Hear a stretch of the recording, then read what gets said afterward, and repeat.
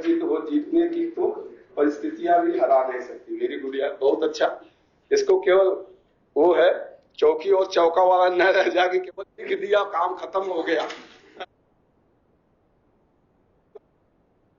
भेजा में भी जाए उसका हम उपयोग करें। मतलब ये होता है, ये सब सुविचार और ये सब किस लिए होते हैं कि आपको माइंड को स्ट्राइक करें, आपकी जो मोटिवेट करें, आपको आपकी जो कमियां हैं आप खुद उसको समझें, दूसरा नहीं समझेगा, आप अपनी कमियों को खुद समझें और फिर उन्हें दूर करने की कोशिश करें। सब में कमी होती है, ह्यूमन बीइंग है, सब में कमी होती है, ऐसा कुछ नहीं है कि कमी नहीं है किसी में, सब में है। सब में आलसपन होता है, लेजीनेस होता है, करूं नहीं करूं। तो ये इसीलिए सुविचार मोटिवेशन या कोई कुछ कहता है तो फिर आपको एक्टिवेट करता है वो कि हाँ मुझे करना चाहिए। चलिए इसी से संबंधित मैं भी कुछ लिख देता हूं। In every situation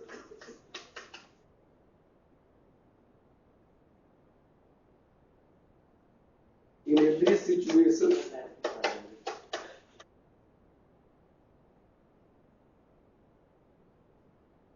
every situation there is opportunity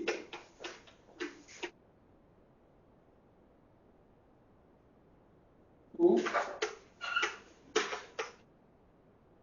make you or save you।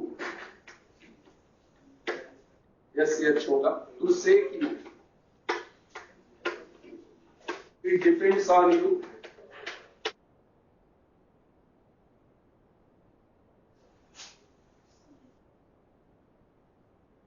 it depends on you which way you select।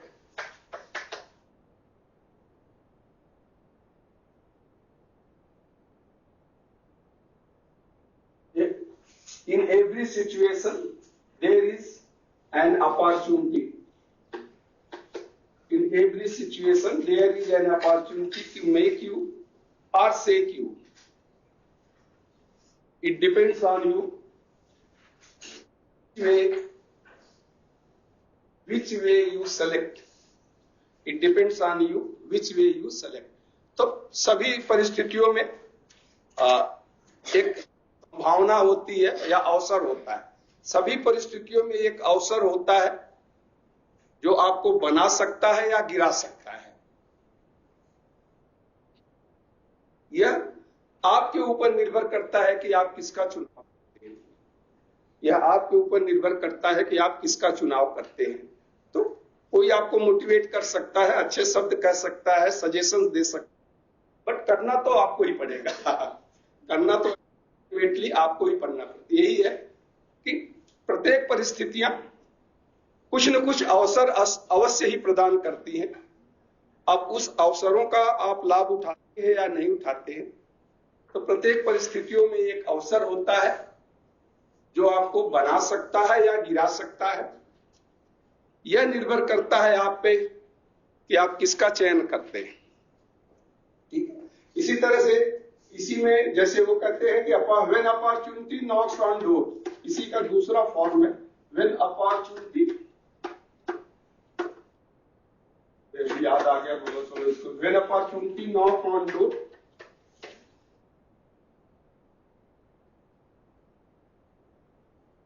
When opportunity knock on door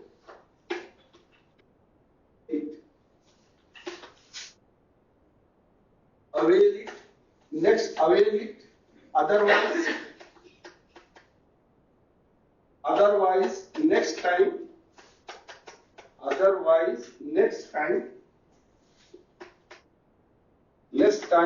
similar but not same,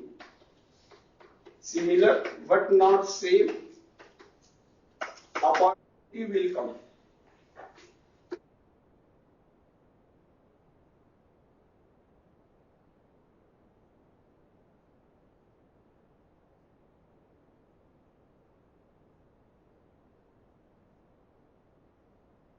खेरा के बुक का है, you can win, उसी book का ही है। When opportunity knock on your door, avail it. Otherwise, similar but not the same opportunity will come. जब अवसर आए उसका लाभ उठाएं, जब भी अवसर आए उसका लाभ उठाएं। दोबारा उसी प्रकार का अवसर आ सकता है, दोबारा उसी प्रकार का अवसर आ सकता है, लेकिन वह अवसर फिर से नहीं आएगा। सिमिलर हो सकता है बट सेम नहीं होगा। Knock at the door, avail it. Otherwise, next time, similar but not same opportunity will. हम अब आते हैं अपना, आज खत्म कर देंगे इसको। टेस्ट पार्ट आज कोशिश करेंगे, फिनिश करेंगे। तो टेस्ट में हम प्रीवियस क्लास में कि how to prepare a test, जब आपको टेस्ट पेपर बनाना होता है, फिगर करना है कि क्या इसकी आवश्यकता है और आवश्यकता है तो क्यों है।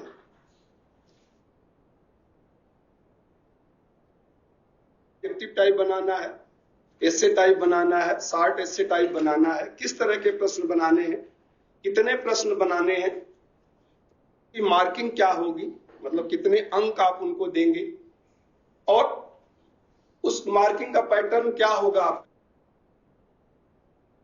तो जब आप प्लान कर लेते हैं, मैंने आपको दो बताया था कि प्लान एंड प्रिपरेशन दो पार्ट है।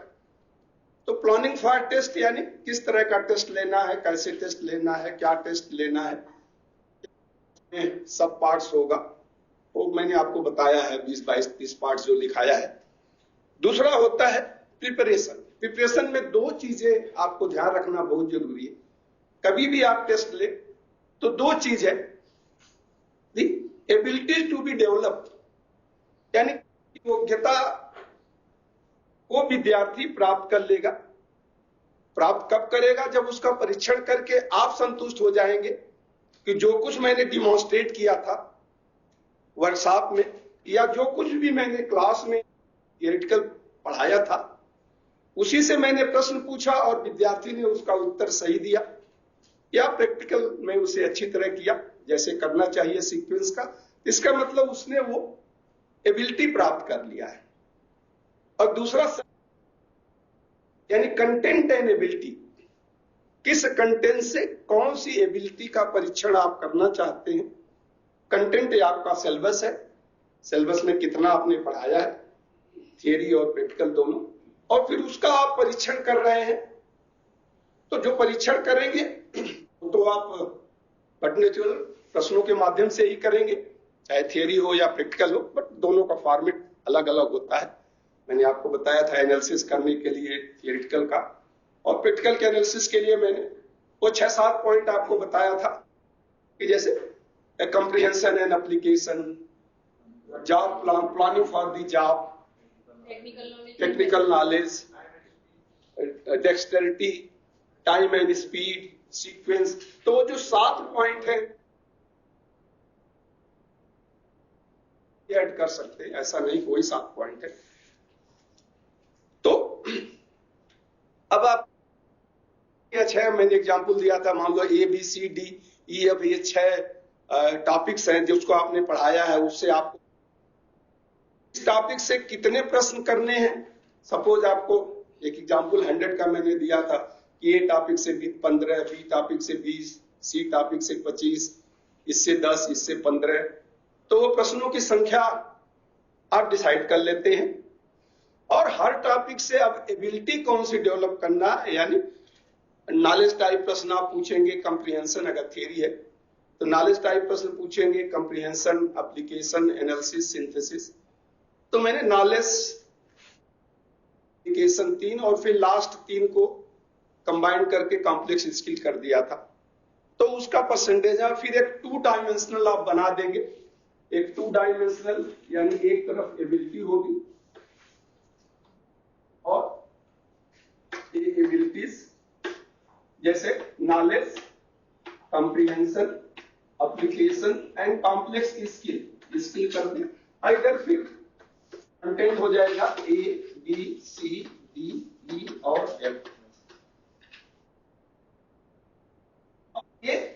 प्रश्न पूछने हैं वो आपने पहले ही डिसाइड कर लिया है।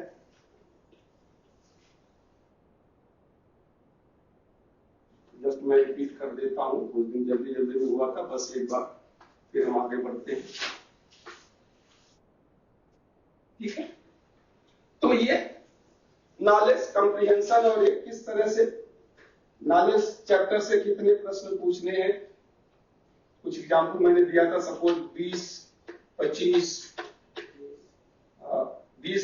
20 था, 20, 15, 25, 30, चलिए जो भी है 25 और 30, ठीक है, 20, 25 और 25 और 30, चलिए वो कोई बात नहीं, एग्जाम्पल था, आप इसको डिसाइड। तो इधर से 100 हो गया, उसी तरह से इधर भी होगा, 15 है, 10 है, 15 है, 25 था, 20 और 25। तो ये पहले आप डिसाइड कर लेंगे। अब आप ये जो इंटरसेक्टिंग सेक्शन है इसको डिसाइड करते हैं कि मैं ए चैप्टर से नॉलेज टाइप के, यानी नॉलेज का आप एक्टिव वर्ड इसमें आपको हेल्प करेगा। नॉलेज में जैसे डिफाइन है, नेम है, मैच है, नेम ऑफ द पार्ट्स हैं और डिस्क्राइब है। तो ये जो एक्टिव वर्ड्स हैं, भी आपको जब पूछते हैं तो वो वही एक्टिव वर्ड आपके सिलेबस में, अब ये में आप देखेंगे तो उसमें जो भी आपका असेसमेंट क्राइटेरिया है वो इन्हीं एक्टिव वर्ड से ही शुरू होता है। जैसे जैसे आगे बढ़ते जाएंगे आप तो उसी तरह से वो भी बढ़ता जाएगा। तो knowledge type, description type, matching type, review type. तो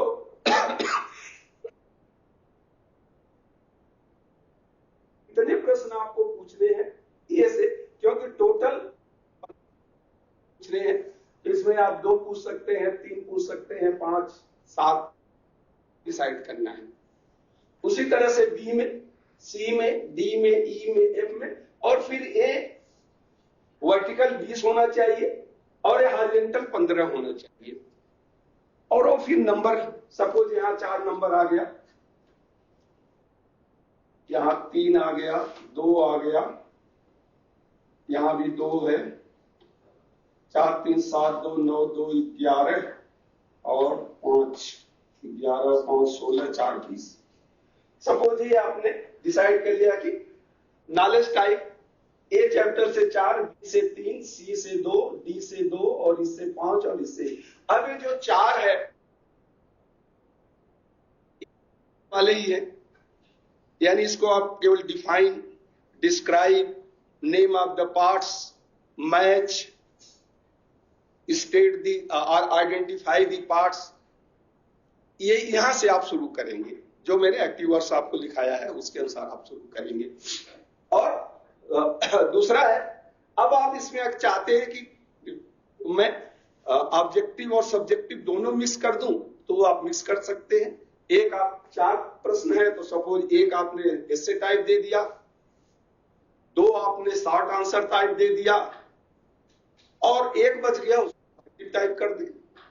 जो ऑब्जेक्टिव में 5-7 है, बाइनरी टाइप है, फिलिंग द गैप टाइप है, ट्रू एंड फॉल्स है, यस एंड नो है, जो हमने बताया वो आप यूज कर। It is up to you कि कैसे प्रश्न बनाने। इसी तरह से आप सभी प्रश्न बनाते हैं तो इसमें कोई भी टॉपिक नहीं छूटता है और एबिलिटी टू बी टेस्टेड, जिस योग्यता का आप परीक्षण करना चाहते हैं वह योग्यता भी नहीं छूटती है। दोनों आपका एक साथ आ जाता है। इस टॉपिक से क्या प्रश्न बनाऊं, इस टॉपिक से क्या प्रश्न बनाऊं, तो किसी टॉपिक से ज्यादा हो जाएगा, किसी टॉपिक से कम हो जाएगा, कोई टॉपिक छूट जाएगा या कोई एबिलिटी छूट जाएगी, बट इसमें नहीं छूटता है। तो ये एक स्टैंडर्ड, ये बहुत पुराना फॉर्मेट है। अभी एक नया फॉर्मेट भी आ गया है जो निमी वाले यूज करते हैं। ये पुराना जो आपका सिलेबस था उसके अनुसार, नया सिलेबस जो एनएसक्यूएफ डिजाइन है उसके अनुसार उन्होंने एक पैटर्न भी बनाया है, उसको भी हम डिस्कस करेंगे। तो क्रिटिकल के लिए हो गया 100 प्रश्नों के लिए। अगर आपको 50 पूछना है तो इसी हिसाब से जितने भी प्रश्न हर जगह उसका हाफ हो जाएगा। 30 पूछना है तो 1/4 हो जाएगा। अब उसमें हो सकता है कि कहीं किसी चैप्टर से 0 भी हो जाए। अब जहां 2 है अगर आप 1/4 करेंगे इसका मतलब 2 से मिला के यानी सी और डी से एक ही प्रश्न आएगा।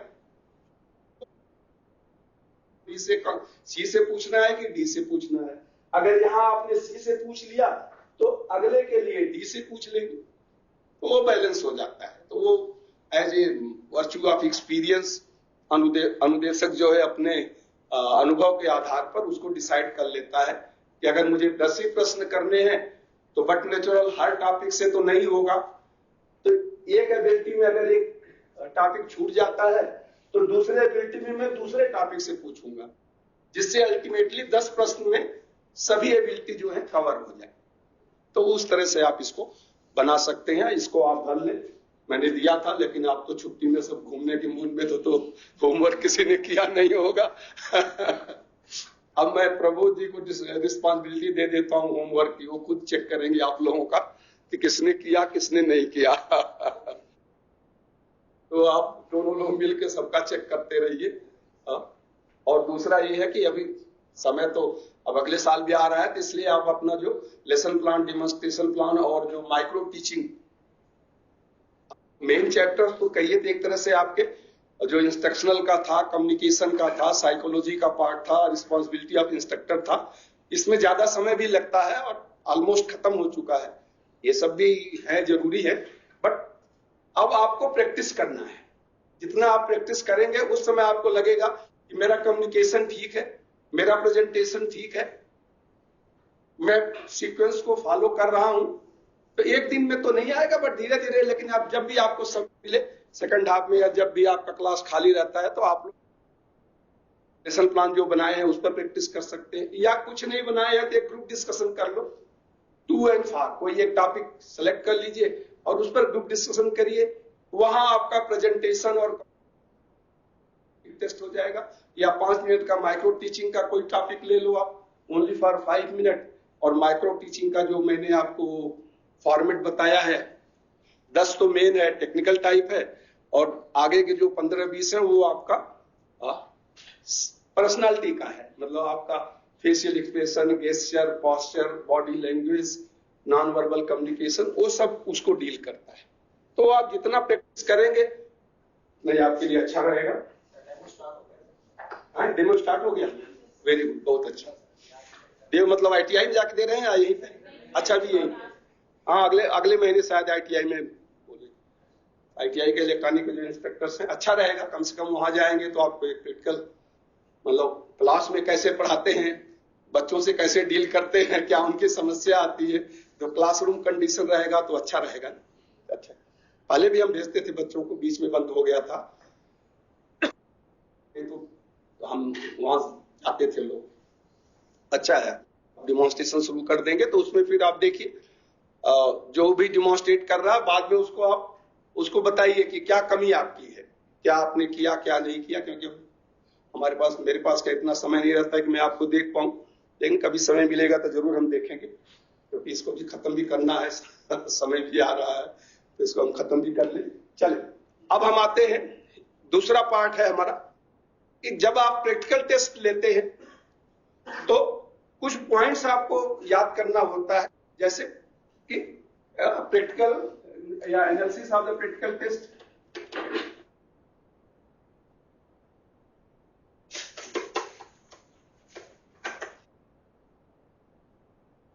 एनालिसिस ऑफ प्रैक्टिकल टेस्ट, तो जब भी आप कोई टेस्ट देते हैं विद्यार्थी को तो उन्हें आप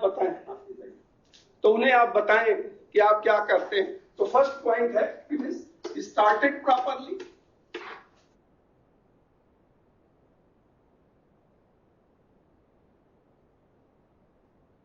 स्टार्टेड प्रॉपरली यानी क्या उसने अच्छी तरह जैसी शुरुआत करनी चाहिए वैसा ही शुरू किया डिमॉन्स्ट्रेशन का, कहां पर वो अरेंज करना है, हाउस कीपिंग है, वो सब तो चीजें आपको बताना पड़ता है कि कैसे शुरू करना है। दूसरा है follow the proper sequence,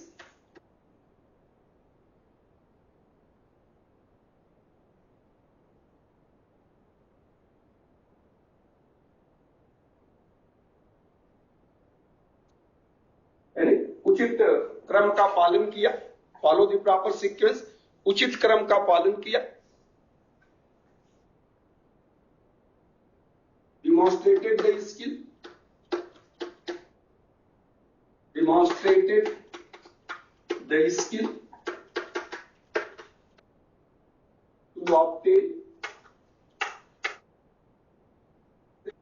to obtain objective, demonstrated the skill to obtain objective, यानी उद्देश्य प्राप्त करने के लिए दक्षता का उचित प्रदर्शन किया। टू ऑब्टेन द ऑब्जेक्टिव, उद्देश्य प्राप्त करने के लिए दक्षता का उचित प्रदर्शन किया। Able to explain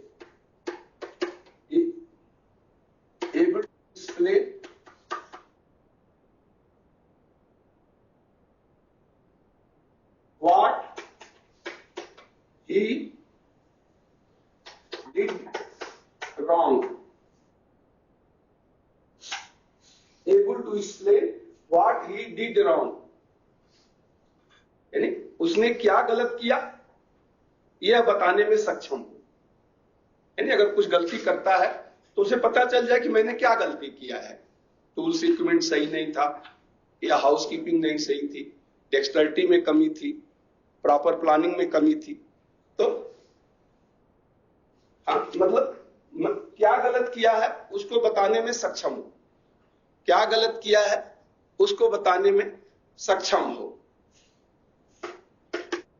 able to explain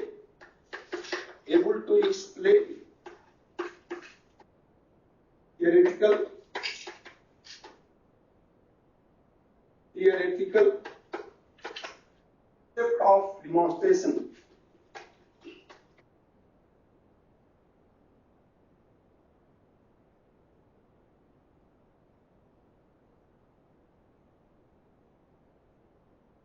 able to explain theoretical concept of demonstration, able to explain theoretical concept of demonstration, in demonstration प्रदर्शन के सैद्धांतिक अभिधारणा, थियोरिटिकल कंसेप्ट, प्रदर्शन के यानी जो थियरी पार्ट में पढ़ाया गया है उससे संबंधित। तो प्रदर्शन के सैद्धांतिक अभिधारणा को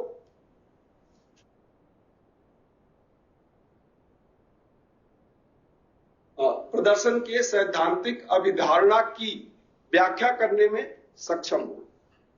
फिर से बोलूं, अभिधारणा की व्याख्या करने में सक्षम हो, व्याख्या करने में सक्षम हो।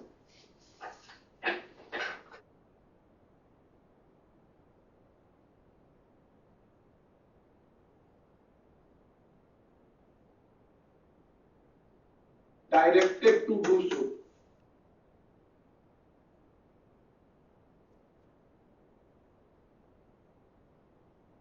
टू डू सो,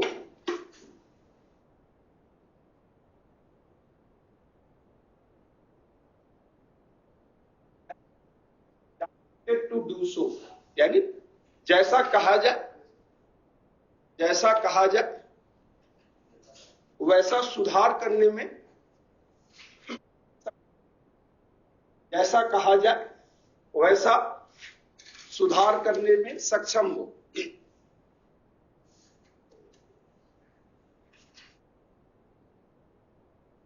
जैसा कहा जाए वैसा सुधार करने में सक्षम हो। आगे लिख लें, know the importance of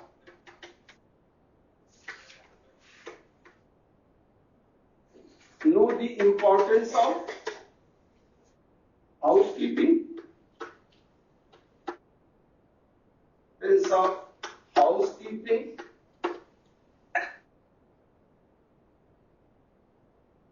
dexterity, speed, quality,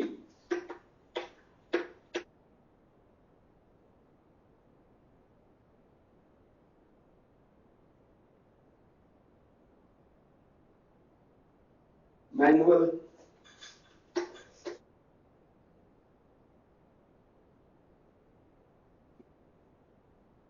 ये इंपॉर्टेंट पॉइंट है स्पेशली वर्कशॉप में, ये चीजें जो है चेक किया जाता है।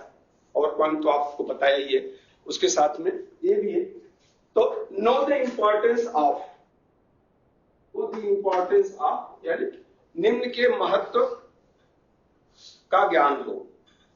नो द इंपॉर्टेंस ऑफ, निम्न के महत्व का ज्ञान हो, निम्न के महत्व का ज्ञान हो। पहला है हाउस कीपिंग यानी सुव्यवस्था। अगले चैप्टर में व्यवस्था हम डिस्कस करेंगे।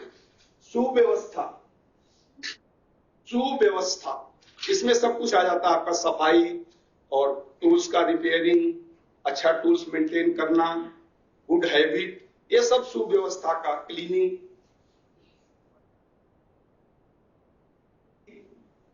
डिसिप्लिन, ये सब सुव्यवस्था का पार्ट होता है। 5 सुव्यवस्था, डेक्सटरिटी, निपुणता या दक्षता, स्किल भी कह सकते हैं, निपुणता या दक्षता। तीसरा स्पीड यानी कार्य करने की गति।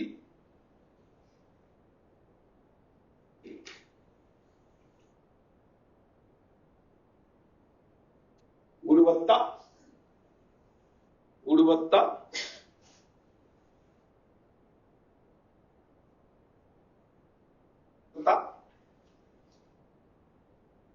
और हस्त कौशल, कार्यकुशलता और हस्त,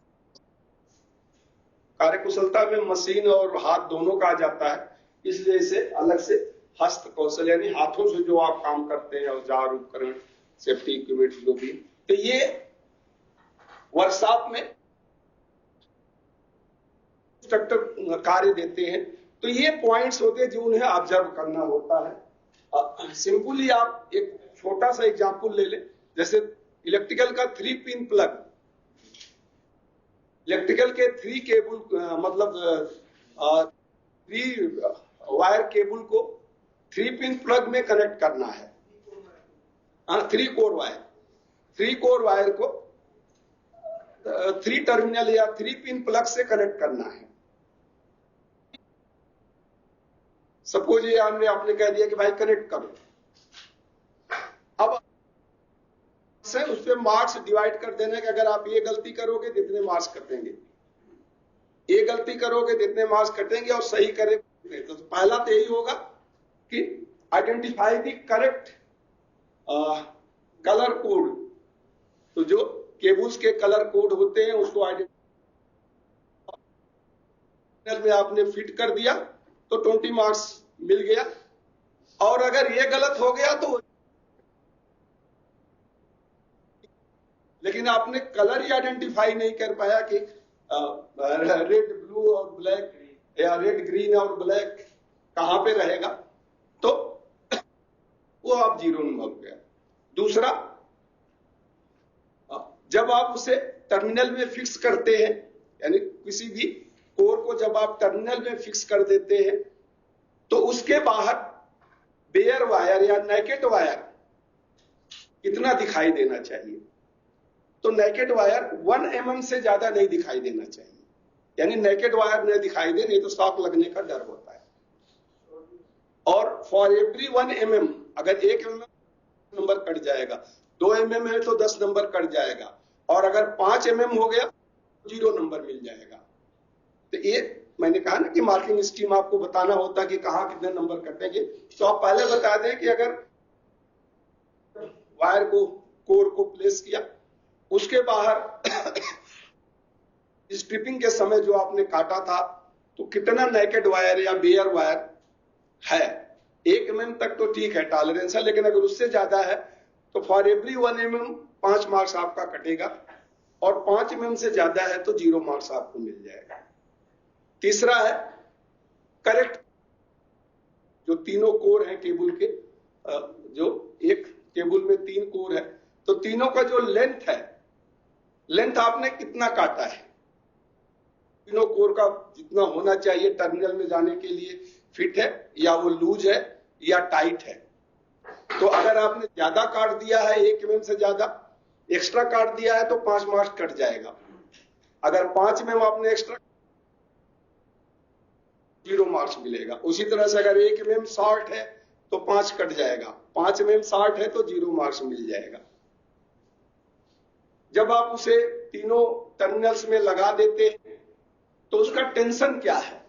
देखिए टर्मिनल में लगाने के बाद क्या वो सीधा रहता है या बेंड हो जाता है, यानी लूज है या ओवर टेंशन है या नॉर्मल है। तो 3 कंडीशन होती है कि बिल्कुल सीधा रहना चाहिए। जब आप उसको प्रॉपर तीनों कोर को फिट कर देते हैं, लूज होगा तो नीचे होगा, टेंशन होगा तो ऊपर हो जाएगा। तो टेंशन और लूज है तो डिग्री आप टेंशन और लूज जितना उसी के अनुसार आपका मार्क्स कट जाएगा। और लास्ट स्क्रू, जो उसके लास्ट में आपको जो आप ऊपर का कवर निकालते हैं फिर उसको फिर कोर को फिट करके फिर ऊपर का कवर लगा के एक टाइटनिंग स्क्रू होता है। तो टाइटनिंग स्क्रू आपने प्रॉपर टाइट किया है या नहीं, शेक तो नहीं कर रहा है, हिल तो नहीं रहा है, तो किया है तो आपको 20 मार्क्स या टोटल मार्क्स मिल जाएंगे। अगर वो लूज है, शेक कर रहा है, प्रॉपर फिट नहीं हुआ है तो उसी अनुसार आपके मार्क्स कट जाएंगे। तो ये बताया जाता है कि सिंपली आप 3 पिन प्लग 3 कोर केबल में फिट कर दो तो ये आपका जो आप दे रहे हैं ये सही नहीं है। आपको बताना पड़ेगा कि इसके 5 पॉइंट्स हैं, 5 पॉइंट्स के इतने मार्क्स हैं, इस गलती पे इतने मार्क्स कट जाएगा, इतना समय। मैंने टेस्ट में आपको बताया था कि टूल्स इक्विपमेंट रॉ मटेरियल उनको दे दीजिए और time of test, marking scheme और क्वालिटी रिक्वायर्ड। तो ये 3 चीज बताना जरूरी है, time of test, quality required and marking scheme, कि कहां कहां कितने मार्क्स आप देंगे और किस गलती पे कितने मार्क्स कटेंगे। तो वो एक तरह से उनका तरीका होता है। चलिए अब हम आते हैं, इसमें हमारा है इवैल्यूएशन। तो इवैल्यूएशन 2 तरह से किया जाता है या 2 तरह का होता है, formative and summative. Formative and summative.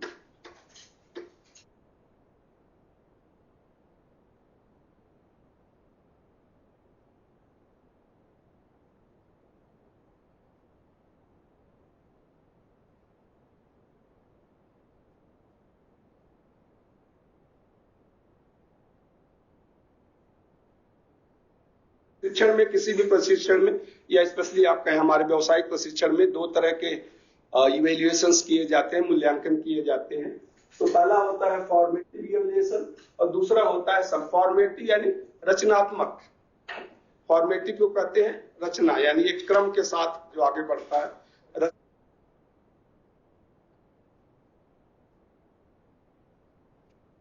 Summative यानी योग, जोड़ दिया जाए सबको। समेटिव या इसे संकलन संकलनात्मक, तो इसे हम कहते हैं रचनात्मक मूल्यांकन और संकलनात्मक मूल्यांकन या योग या संकलन वाला मूल्यांकन भी कह सकते हैं आप। तो संकलन 2 तरह का मूल्यांकन होता है। मूल्यांकन क्यों किया जाता है पहले वो हम व्हाई टू इवैल्यूएट।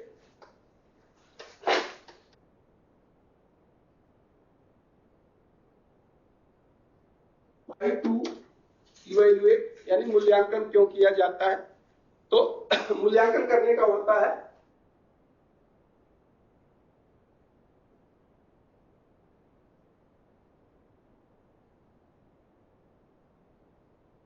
विद्यार्थियों की प्रतिक्रिया प्राप्त करने के लिए, विद्यार्थियों की प्रतिक्रिया प्राप्त करने के लिए, विद्यार्थियों की प्रतिक्रिया प्राप्त करने के लिए टेनिस रिस्पांस एंड दूसरा है रिटर्न ऑन इन्वेस्टमेंट।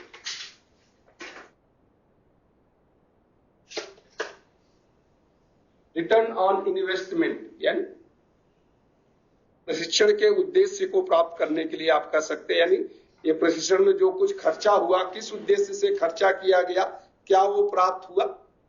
तो रिटर्न ऑन इन्वेस्टमेंट, जो कुछ भी आपने निवेश किया है, तो निवेश की प्राप्ति के लिए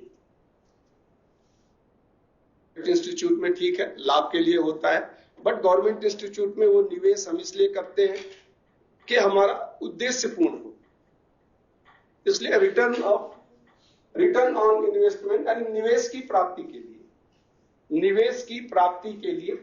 तीसरा है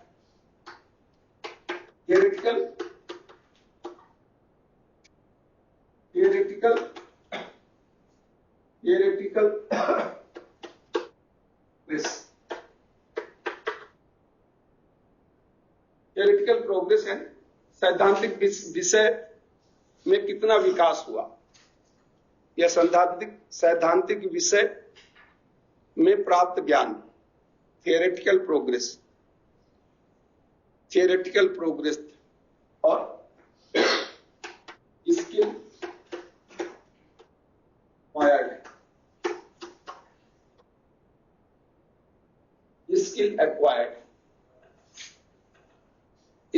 एक्वायर्ड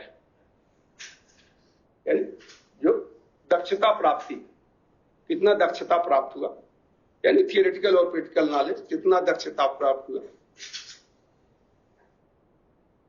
पांचवा सबसे इंपॉर्टेंट है असेसिंग द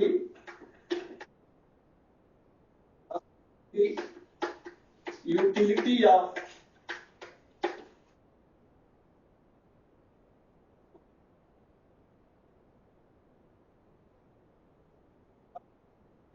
ट्रेनिंग प्रोग्राम।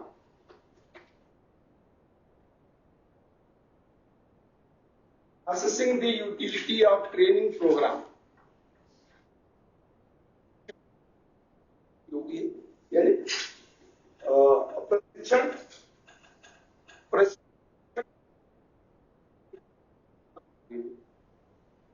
प्रशिक्षण व्यवस्था की उपयोगिता का पता लगाने में, ये जो हम प्रशिक्षण चला रहे हैं आगे भी चलाएं या न, जरूरत है इसकी या इसमें सुधार करने की जरूरत है।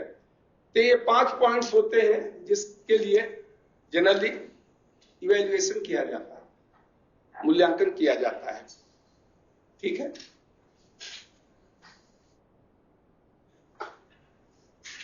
अब हम आते हैं formative.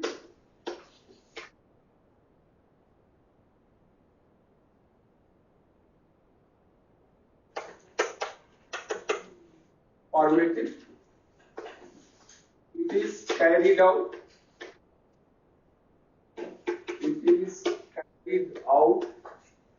before completion of training,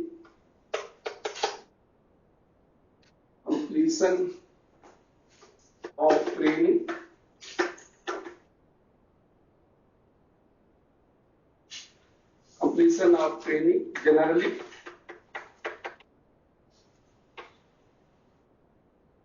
generally in between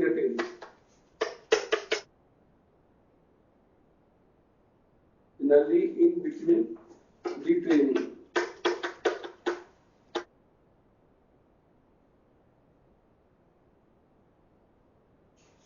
it is carried out before completion of training, generally in between the training,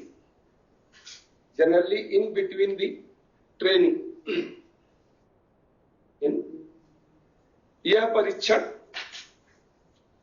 यह मूल्यांकन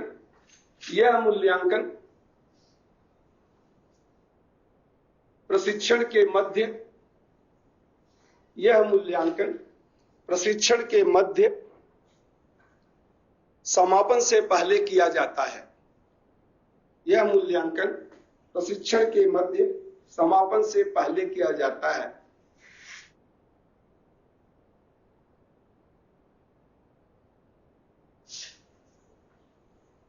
दूसरा पॉइंट इसमें लिख लें, it is used to assess the effectiveness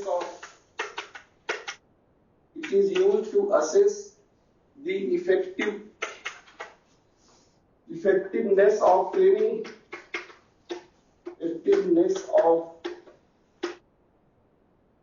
in process and develop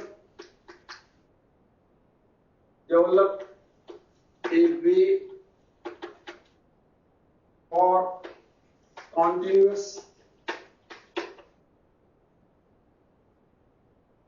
way for continuous improvement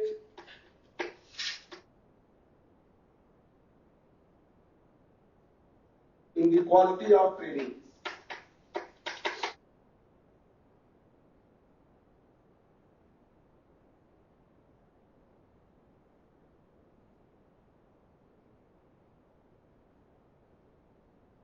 Used to assess the effectiveness of training process and develop a way for continuous improvement in the quality of training. यह मूल्यांकन हो गया, लिख लिए, हिंदी में आप लिख ले। यह मूल्यांकन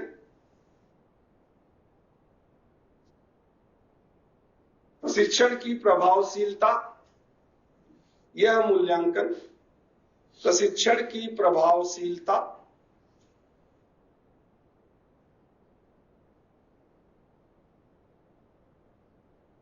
के लिए प्रशिक्षण की प्रभावशीलता का आकलन करने के लिए तथा शिक्षण की गुणवत्ता में सतत सुधार, शिक्षण की गुणवत्ता में सतत सुधार, कंटिन्यूअस इंप्रूवमेंट, सतत सुधार बनाए रखने के लिए किया जाता है, बनाए रखने के लिए किया जाता है, बनाए रखने के लिए किया जाता है। It also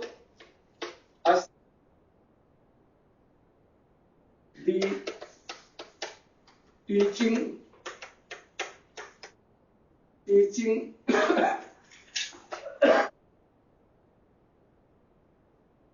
media infrastructure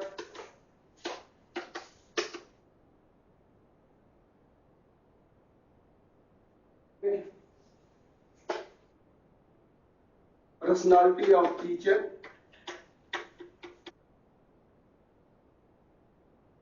personality of instructor लिख ले, personality of instructor, it also assess ASS, C नहीं, sorry, ASSESS, assess, आकलन करना। It also assess the teaching method, media, infrastructure and personality of instructors, to suggest remedial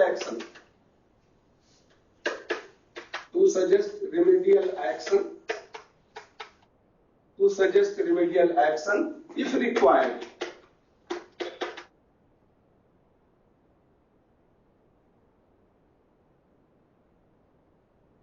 कोई कमी है तो सुझाव भी इसके आधार पर दिया जा सकता है, ये कहने का मतलब है।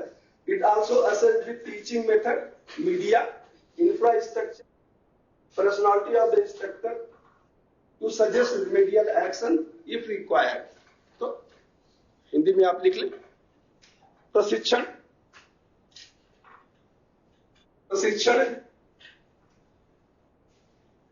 में उपयोग संसाधन, शिक्षण में उपयोग संसाधन, शिक्षण का तरीका,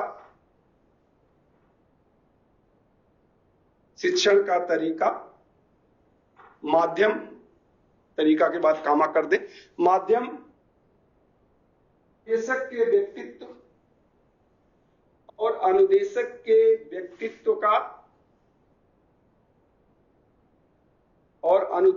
व्यक्तित्व का इस मूल्यांकन द्वारा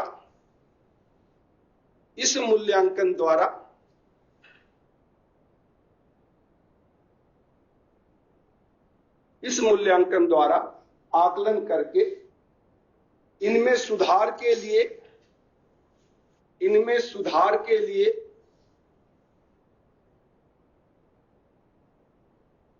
इनमें सुधार के लिए सुझाव दिया जाता है। इनमें सुधार के लिए सुझाव दिया जाता है। ठीक है, तो इनमें सुधार के लिए सुझाव दिया जाता है।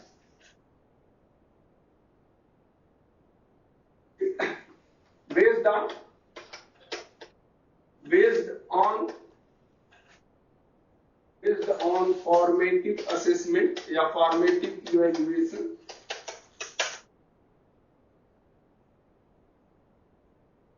based on formative evaluation, time duration,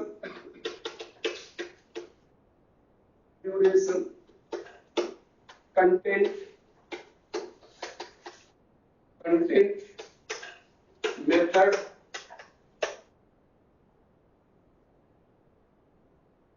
media,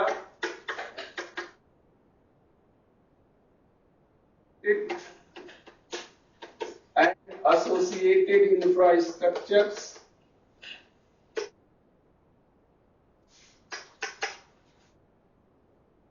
are modified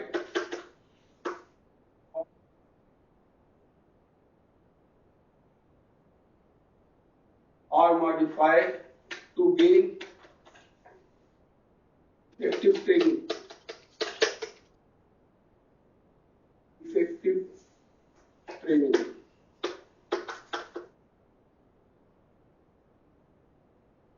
Based on formative evaluation, time duration, content, method, media, and associated infrastructures, structure में S लगा दें यहाँ. Infrastructures are modified to gain effectiveness in training. To gain effectiveness in training. हो गया? हिंदी में आप इसको लिख लें.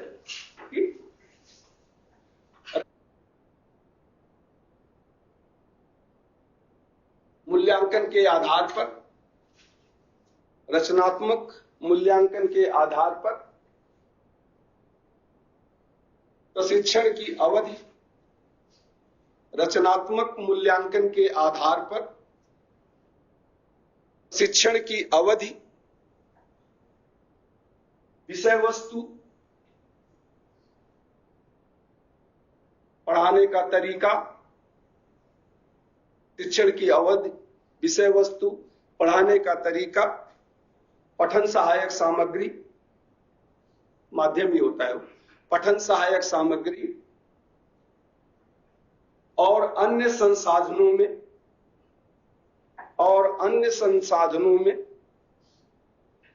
सुधार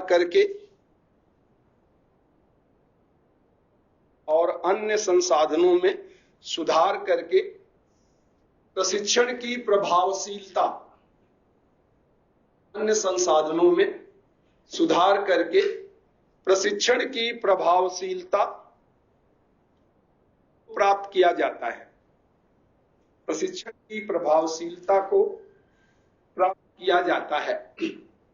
ठीक है, इसमें आप लिख लें.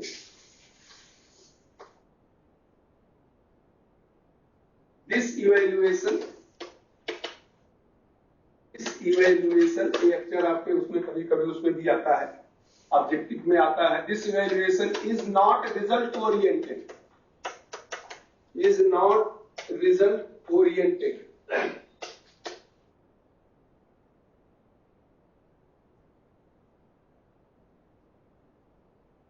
Used for testing,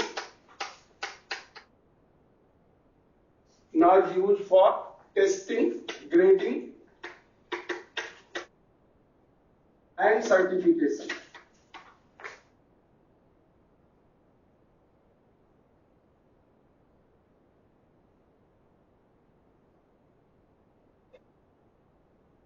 ये मेन पॉइंट इसका है कि आप इसको रिजल्ट ओरिएंटेड यानी रिजल्ट, यह परिणाम से नहीं होता है.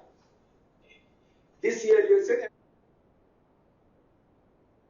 नहीं होता है. और मूल्यांकन इससे नहीं होता है, नहीं होता है, परिणाम से संबंधित नहीं होता है, तथा इसका उपयोग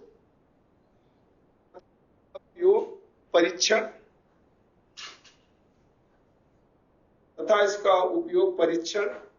श्रेणी बनाने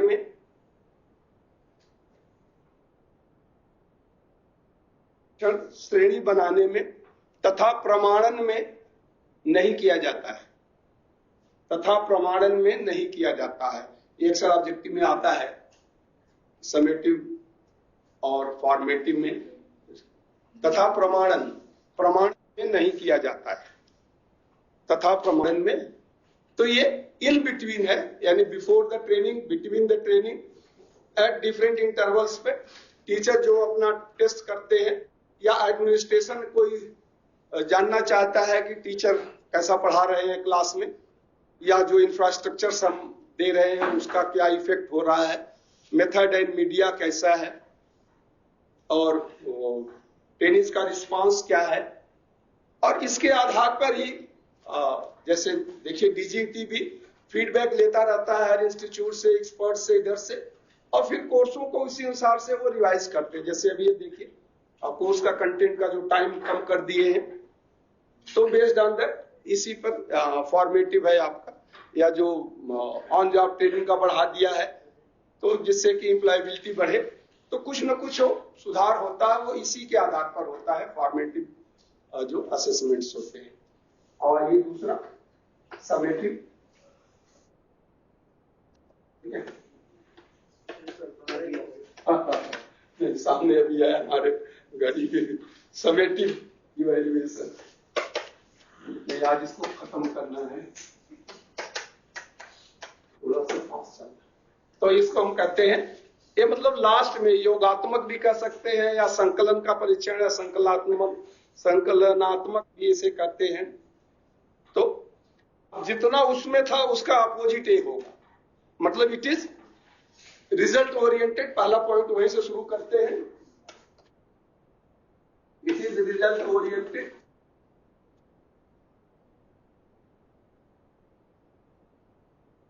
यूज्ड फॉर वही जो टेस्टिंग, ग्रेडिंग एंड सर्टिफिकेशन।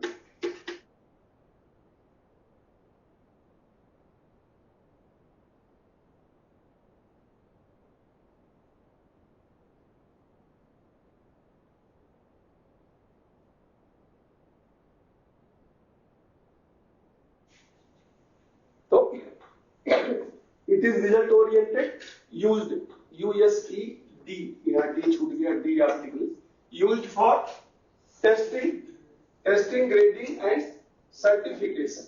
तो यह परिणाम से संबंधित होता है, उसी में निकालिए, यह परिणाम से संबंधित होता है, यह परिणाम से संबंधित होता है, तथा परीक्षण श्रेणी बनाने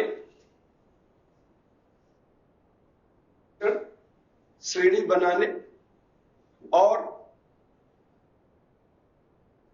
प्रमाणन में इसका उपयोग होता है। श्रेणी बनाने, परीक्षण, श्रेणी बनाने और प्रमाणन, सर्टिफिकेशन, और प्रमाणन में इसका उपयोग होता है। It assess impact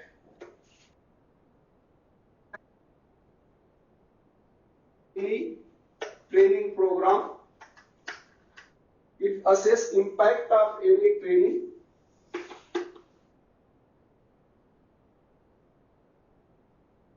on, ये भी पॉइंट बहुत इंपॉर्टेंट है, future carrier of the trainees,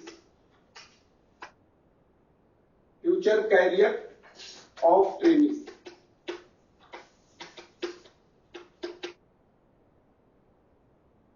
It assess impact of any training program on future career of training। तो जो जैसे अभी टेस्ट आप इस कोर्स को कर रहे हैं, एग्जाम के बाद आप पास होंगे, एम्प्लॉयबिलिटी क्या होती है, क्या रोजगार मिलता है, कैसे होता है, तो इन सबका भी असेसमेंट इस टेस्ट के द्वारा किया जाता है। मतलब रिजल्ट टेस्ट के बाद ही इसका काम शुरू होता है। कितने पास हुए तो उनको कहां रोजगार मिला, प्लेसमेंट का क्या क्राइटेरिया है, वो भी इस इवेल्युएशन के अंतर्गत ही आता है। तो आप ये लिख लें कि किसी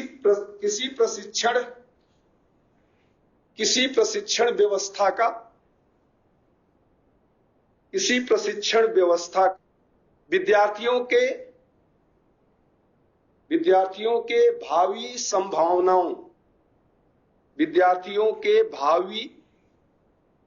संभावनाओं पर क्या प्रभाव पड़ता है,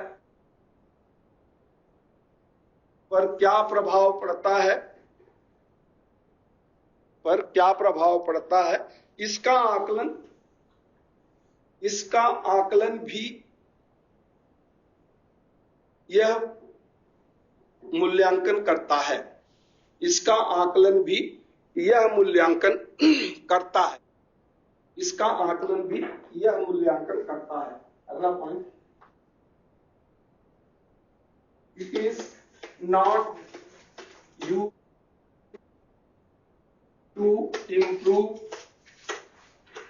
to improve the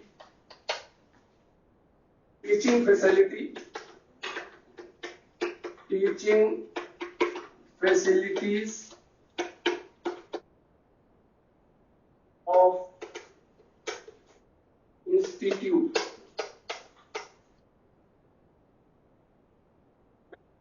और इंफ्रास्ट्रक्चर और वो सब जो फॉर्मेटिव में होता है, इसमें नहीं होता है। It is not useful to improve the teaching facilities of any institute, किसी भी संस्थान, लिख लीजिए, इंग्लिश वाला लिख लीजिए, किसी भी संस्थान में उपलब्ध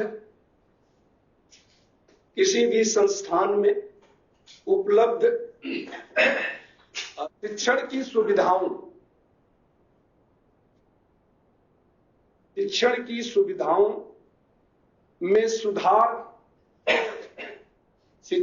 सुविधाओं में सुधार करने के लिए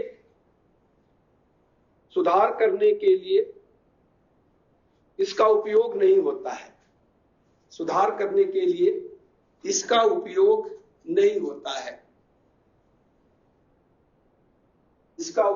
होता है। लास्ट पॉइंट इस पे लिखिए, based on this evaluation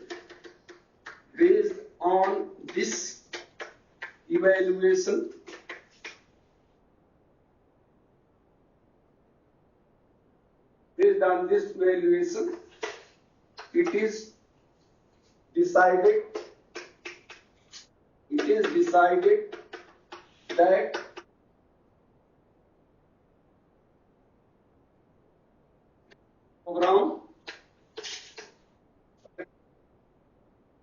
training program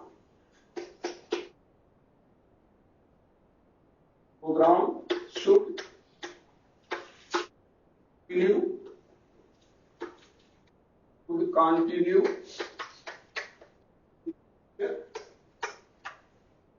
continue in future or curtailed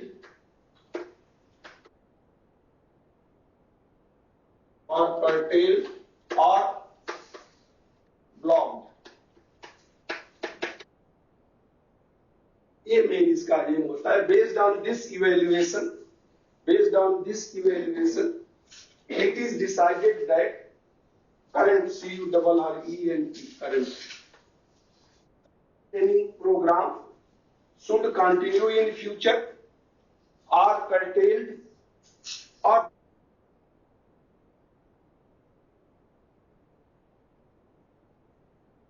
हो गया। हिंदी में आप लिख ले, इस मूल्यांकन के आधार पर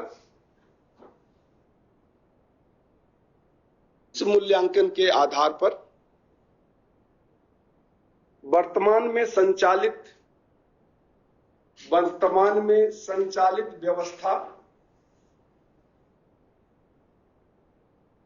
वर्तमान में संचालित प्रशिक्षण व्यवस्था, वर्तमान में संचालित प्रशिक्षण व्यवस्था के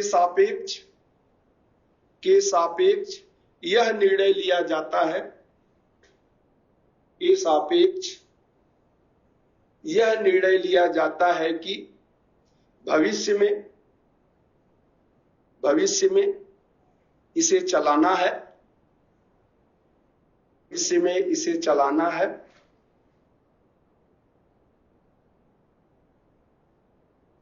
अवधि कम करना है,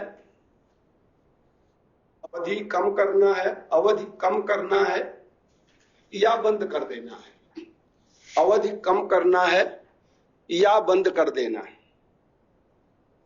अवधि कम करना या बंद कर देना है।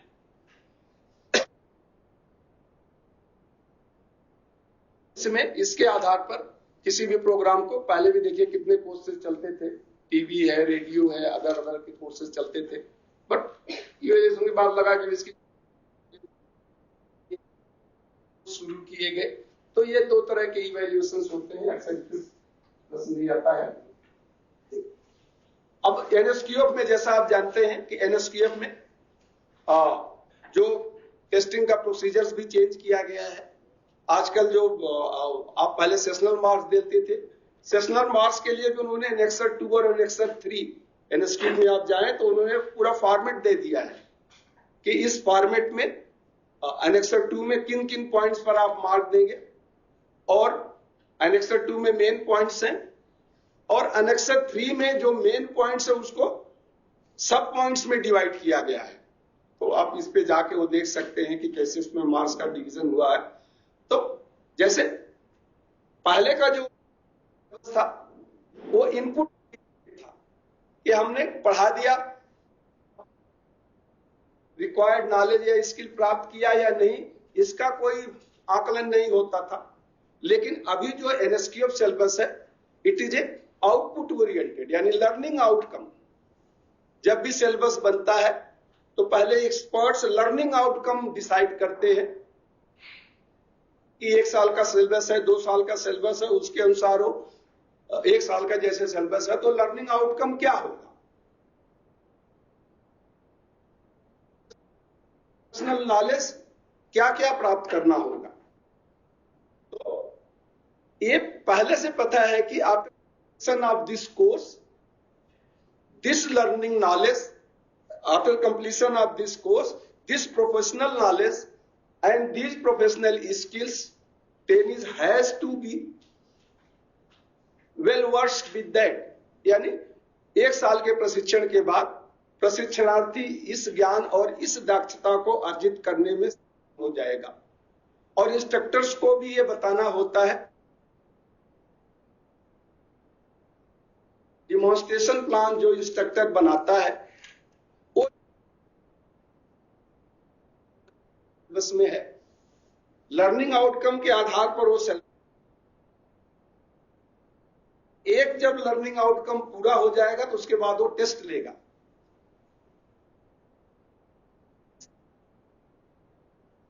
सिलेबस में उस लर्निंग आउटकम से रिलेटेड असेसमेंट क्राइटेरिया भी दिया है कि कैसे आप टेस्ट लेंगे, किस तरह का टेस्ट लेंगे, और उस टेस्ट से किस एबिलिटी या किस दक्षता का परीक्षण होता है। जो भी टीचर पढ़ाएगा अकॉर्डिंग टू नया सिलेबस जो एनएसक्यूएफ का है तो उसमें लर्निंग आउटकम है। लर्निंग आउटकम में जो प्रोफेशनल नॉलेज यानी थियोरेटिकल पार्ट जो है, तो थियोरेटिकल पार्ट में क्या पढ़ाना है वो पॉइंट वाइज है, 1 2 3 पार्ट, जिसे हम नॉलेज एलिमेंट्स कहते हैं। उसी तरह से प्रैक्टिकल यानी प्रोफेशनल स्किल में प्रैक्टिकल क्या कराएगा, पहले थियरी पढ़ाएंगे और फिर प्रैक्टिकल कराएंगे। तो थियरी में आप देखेंगे एक्टिव वर्क से ही शुरू होता है, और उसी ट्रेनिंग अपना लेसन प्लान और डिमॉन्स्ट्रेशन प्लान बनाएगा। हम लिखते हैं ना, at the end of this lesson the training shall able to, क्या क्या करने में सक्षम होगा। तो वो बताएगा कि जो मैं आज आप या जो मैं आप परीक्षण मतलब प्रदर्शन करके दिखा रहा हूं, इसके बाद यह कहने में या यह करने में आप सक्षम हो जाएंगे, तो क्लियरली बताना होता है। और आप कैसे सक्षम हो जाएंगे, मुझे कैसे पता चलेगा? मैं थियरी और प्रैक्टिकल दोनों का टेस्ट लूंगा। किस आधार पर? असेसमेंट किया तो वो पहले से बता देता है कि भाई ये जो कुछ भी मैं आपको पढ़ा रहा हूं, इससे आप यह ज्ञान और दक्षता प्राप्त करेंगे। आपने ज्ञान और दक्षता प्राप्त कर लिया है या नहीं, इसका परीक्षण मैं इस असेसमेंट क्राइटेरिया से करूंगा जो आपके सिलेबस में दिया है। यानी शिक्षक को अपने दिमाग से कुछ नहीं बनाना है, सब कुछ उसमें बना बनाया आपको है। और टेस्ट के बाद आपने अगर जवाब दे दिया, थियरी या प्रैक्टिकल जैसा है कर दिया, तो इसका मतलब आपने वो प्राप्त कर लिया। और फिर जो भी आपका टेस्ट होता है, थियरिटिकल और प्रैक्टिकल टेस्ट, उसका रिकॉर्ड ट्रेनिंग पोर्टफोलियो कहते हैं। एनएसक्यूएफ के अनुसार वो ट्रेनिंग पोर्टफोलियो कहलाता है। पोर्टफोलियो में थियरिटिकल प्रैक्टिकल रिकॉर्ड, कुछ वीडियोग्राफी अगर हुआ है, या जैसे आप माइक्रो टीचिंग का करते हैं, जो कुछ भी रिकॉर्ड्स है वो सब उसमें रखा रहता है। और सेशनल मार्क का भी एनेक्सर 2 और एनेक्सर 3 है। यानी अगर आपसे पूछा जाए कि आपने इस विद्यार्थी को इतना मार्क्स क्यों दिया है,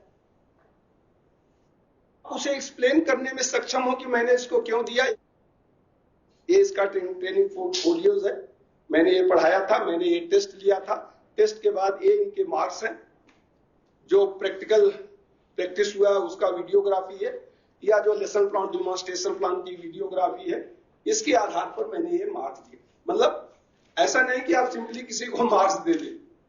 तो एनएसक्यूएफ में है पूरा डिटेल्स के, अगर और एनएसक्यूएफ में लिखा भी है कि teacher must able to explain why you have given this marks या this score to a particular trainees, कि एक किसी विद्यार्थी को आपने इतना ज्यादा मार्क्स क्यों दिया, उसका वो रिकॉर्ड होता है। तो पूरा रिकॉर्ड उसमें बना तो आप करते हैं। तो ये एनएसक्यूएफ में आप सिलेबस आप देखें तो वो सिलेबस में आपके है। चलिए अब मैं आज का आता हूं। जैसा मैं आपको कह रहा था, जो मैंने बताया कि क्वेश्चन जब हम बनाते हैं, तो जो क्वेश्चन बनाते हैं तो किसी भी टॉपिक से 3 या 4 प्रश्न बनाने हैं, या 2 प्रश्न बनाने हैं, 1 प्रश्न बनाने हैं, या नहीं बनाने, वो आप डिसाइड कर ले। लेकिन वहां ये नहीं डिसाइड हो पाता है कि आपने टाइप तो हो गया कि मतलब ऑब्जेक्टिव टाइप बनाएंगे, एसे टाइप बनाएंगे, और क्या आप एबिलिटी चेक करेंगे, but level of the question, यानी आसान प्रश्न होगा, मीडियम लेवल का होगा, या टफ। हर तरह के विद्यार्थी हैं। अगर आप केवल आसान प्रश्न तो सभी का 100% मार्क आ जाएगा, तो उसमें आप ग्रेडिंग नहीं कर सकते कि कौन बच्चा अच्छा है, कौन मीडियम इंटेलिजेंट का है, कौन लो इंटेलिजेंट का है। तो आपको तीनों कैटेगरी के मार्क्स बनाने होते हैं। ठीक है, 50% ऑलमोस्ट इजी टाइप क्वेश्चंस होता है जो सभी कर सके, जो भी है 50%। उसके बाद जो 50% बच जाता है उसका 30% कम से कम आप मीडियम लेवल का बनाएं, कि जो मीडियम लेवल के बच्चे हैं या जो बच्चे हैं वो कर ले, और 20% तो आप टफ बनाएं, कि जो केवल अच्छा क्वालिटी का बच्चा है वो कर, जिससे कि स्कोरिंग उसकी अच्छी हो। ये आपको भी ध्यान रखना है कि जो अच्छे बच्चे हैं उनकी स्कोरिंग अच्छी हो, लेकिन जो मीडियम या लो बच्चे हैं वो फेल न हो जाए, वो भी ध्यान रखना है आपको। उनकी भी स्कोरिंग हो बट उससे कम ही स्कोरिंग हो। तो इस तरह के प्रश्न आपको बनाने हैं। तो पहले तो कितने प्रश्न बनाने हैं, उन प्रश्नों को 3 कैटेगरी में बांटा गया है। ये जो आपके भारत स्किल पर जो आप देखते हैं प्रश्न आते हैं, ये निम्मी वाले बनाते हैं, ये निम्मी बनाते हैं। तो निम्मी जिससे प्रश्न बनाते हैं उसको ये फॉर्मेट देते हैं। मेरे पास भी फॉर्मेट आया था, इसलिए मुझे पता है कि वो फॉर्मेट देते हैं कि आप प्रश्न कैसे बनाओगे। मतलब पूरा गाइडलाइन उसमें वो दे देते हैं कि बनाना है पूरे 1 साल के सिलेबस से, तो उसमें कितने इजी टाइप के प्रश्न होंगे, कितने मीडियम लेवल के होंगे, कितने टफ होंगे, और किस टॉपिक से कितने प्रश्न होंगे। अगर किसी टॉपिक से मान लीजिए 10 प्रश्न आपको बनाने हैं तो उसमें 5 इजी वाले होंगे, 3 मीडियम वाले होंगे और 2 टफ होंगे। मतलब एक जनरल उन्होंने दे दिया है। अब जहां आप 2 ही है तो फिर उसमें आपको डिसाइड करना है, चलो एक इजी कर दिया, एक मीडियम कर दिया, अगली बार 2 आएगा, एक इजी कर देंगे, एक टफ वाला कर देंगे। तो वैसे उसको डिसाइड करना होता है। ये एज पर जो मैंने पहला आपको बताया है कि जो आप प्रश्नों को बना सकते हैं, वो तो पुराने सिलेबस के अनुसार था, लेकिन अभी जो बनाया गया है ये एज पर एसटीएफ का जो सिलेबस है उसके अनुसार बनाया गया है। अब मैं एक एग्जांपल लेते हुए, जैसे आपका अभी जो सिलेबस रिवाइज हुआ है, इसमें थियरी और प्रैक्टिकल के कितने कंटेंट्स, कितने आवर्स हैं? थियरी और प्रैक्टिकल का कितने आवर्स है? टोटल हो तो 1200 है। थियरी और प्रैक्टिकल तो टीएम और सब मिला के होगा ना, इंजीनियरिंग टाइम्स मेरे पास शायद है एग्जैक्ट, मैं आपको बता देता हूं। कभी आप टीचर बनेंगे। अब यहाँ भी सभी टीचरों का आया था, जितने भी ट्रेड के टीचर थे, एनएसटीआई के जितने भी टीचर थे, सबको उन्होंने दिया था और उनको फॉर्मेट दिया था। कोई टीचर भी मुझसे कांटेक्ट किया कि सर इस तरह से प्रश्न बना होगा, तो मैंने उसको देखा था, तो फिर मैंने उसको कर लिया था। जैसे आपका है प्रोफेशनल स्किल,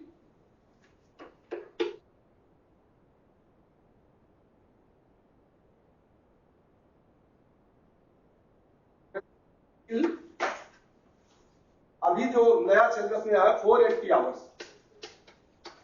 प्रोफेशनल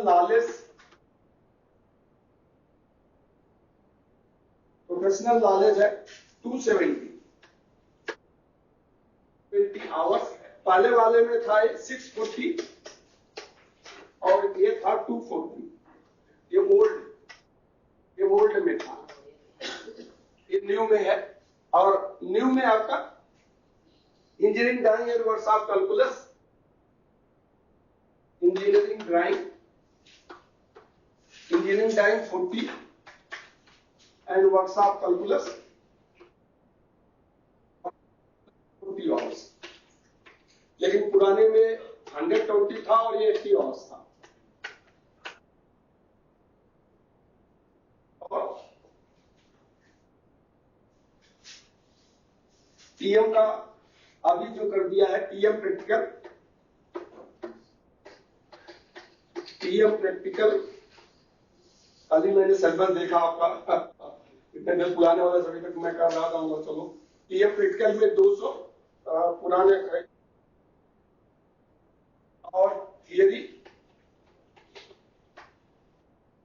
में है टीएम थियरी 180।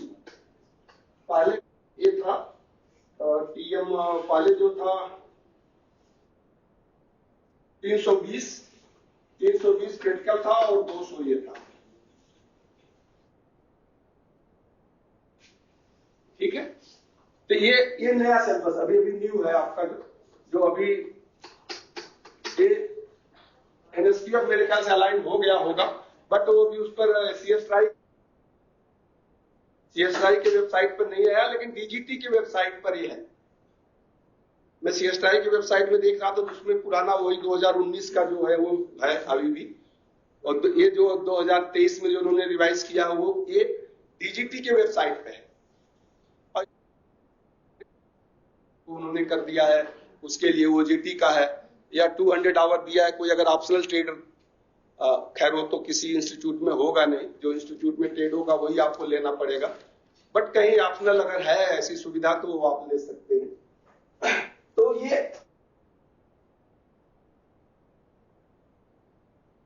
कि यहाँ पहले जो 240 आवर थियरी का था, 120 और 80 यानी इंजीनियरिंग ड्राइंग और ये वर्कशॉप कैलकुलस का अलग से था, आवर इसी में ऐड कर दिया है, यानी 270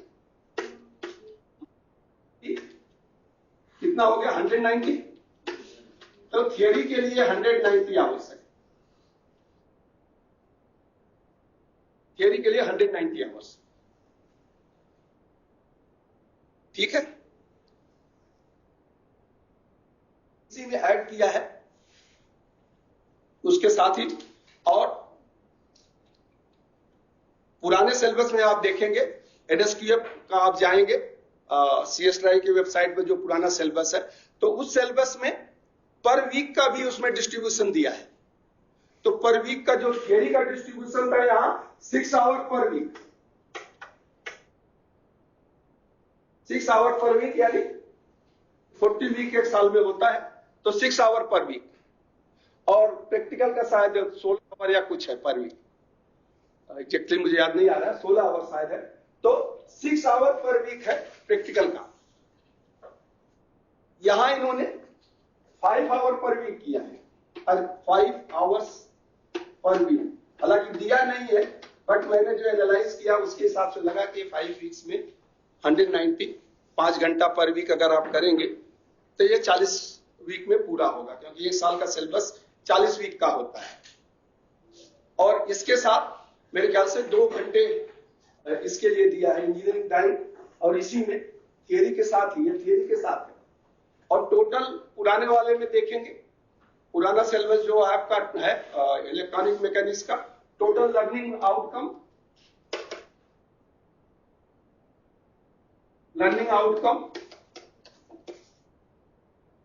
21 नंबर है, लेकिन नए वाले में लर्निंग आउटकम 24 नंबर है। और लास्ट का 2, यानी ये 23 और 24, 23 एंड 24, ये इसके लिए है इंजीनियरिंग ड्राइंग, ये 23 इंजीनियरिंग ड्राइंग के लिए है, ये 24 है वर्कशॉप साइंस एंड कैलकुलस के लिए। एक एक लर्निंग आउटकम उन्होंने दिया है केवल, जबकि वहां पे लर्निंग आउटकम उसका इंजीनियरिंग ड्राइंग और वर्कशॉप कैलकुलस का अलग से होता था, और पर वीक उसके 2 घंटे, 2 घंटे पर वीक अलग से उसके होते थे। यहां भी 2 घंटे पर वीक दिया है, बट इसको इसके साथ थियरी के साथ कनेक्ट कर दिया है। ठीक है, ये तो उनका डिवीजन है, इसमें कोई ऐसा कोई नई बात नहीं चले। अब हम आते हैं, सपोज आपको 100 मतलब ये थियरी, इलेक्ट्रॉनिक मैकेनिक्स थियरी का, थियरी से आपको 1 साल का जो सिलेबस है, इससे आपको क्वेश्चन बनाना है। सपोज आपको ऑब्जेक्टिव टाइप 200 क्वेश्चन बनाने हैं, 200 क्वेश्चन बनाने हैं, तो किस चैप्टर से कितने क्वेश्चन हो, किस तरह के प्रश्न होंगे, वो हम, ठीक है, इसको मिटा दें। इसमें आप ये याद रखेंगे कि 190 आवर्स है, 100 आवर्स अगर थियरी के लिए दिया है तो 190 इंटू 5 कितना होगा, मेरे ख्याल से सॉरी 190 को आप 5 से डिवाइड करें, डिवाइड करें 38, तो 38 वीक, यानी 2 वीक उन्होंने देखें आप 190 वीक थियरी के लिए दिया है, लेकिन 190 वीक का मतलब, सॉरी 190 आवर्स का मतलब हुआ 38 वीक। अगर 5 घंटे आप पर वीक पढ़ाएंगे थियरी, तो 2 वीक उन्होंने रखा है वो टेस्ट और उसके लिए, टेस्ट रिव्यू असेसमेंट, और उसके लिए वो 2 वीक रखा गया है। हालांकि उसमें लिखा नहीं है, उसमें लिखा रहता है जो अभी आपका पुराना सिलेबस, उसमें सब लिखा है, इसमें भी सब लिखा है, लर्निंग आउटकम है, असेसमेंट क्राइटेरिया है, प्रोग्रेशन पाथ है, और आगे है, वो सब है। बट ये वाला क्लियर इतना नहीं है जितना कुछ में क्लियर था। चलिए, तो हम 190 के हिसाब से, यानी, और हम ये मानते हैं कि 38 वीक्स में हमें 200 क्वेश्चन पेपर इस सिलेबस से बनाना है। और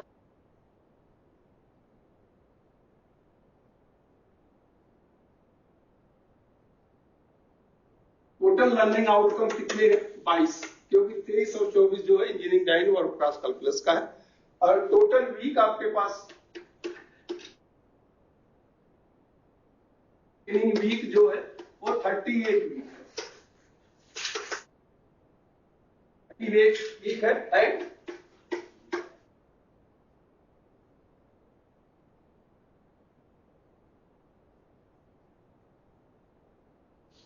फाइव आवर्स, ये हम मान के चलते हैं। ये आपके उसमें सिलेबस में लिखा नहीं है, बट मैंने एनालाइज किया जब, तो मुझे लगा कि यही होगा, क्योंकि उसमें अलग अलग आवर्स पुराने सिलेबस में तो क्लियरली लिखा है कि 6 आवर पर वीक, बट यहां अगर आप 6 आवर करेंगे में आ ही नहीं रहा है 40 वीक में, और इंजीनियरिंग ड्राइंग और कैलकुलस भी इसी में ऐड कर दिया है, तो 80 आवर उसको आपको माइनस करके 190 आवर्स बनता है। तो टोटल 190 आवर्स के लिए लर्निंग आउटकम 24 है, जैसा मैंने बताया, क्योंकि आप सिलेबस में देखेंगे तो मैं यहाँ 22 लिख रहा हूं, तो कंफ्यूज न करें। जो 2 लर्निंग आउटकम है वो एक इंजीनियरिंग ड्राइंग के लिए है और एक वर्कशॉप कैलकुलस के लिए है। तो हम केवल जो सिलेबस का जो क्वेश्चन बनाएंगे वो थियरी का बनाएंगे, प्रैक्टिकल के लिए तो कोई इतना आसानी होता है, 5-6 पॉइंट्स होते हैं और जो आप टेस्ट करते हैं, और यहाँ पे अब ऑब्जेक्टिव आने लगे। अब यहाँ पे जो हम अब यहाँ पे देखिए किस चैप्टर से कितने प्रश्न होंगे, और जितने प्रश्न होंगे उसमें 3 लेवल होगा। 3 लेवल यानी first level, second level and third level. Easy type, second level यानी मीडियम टाइप,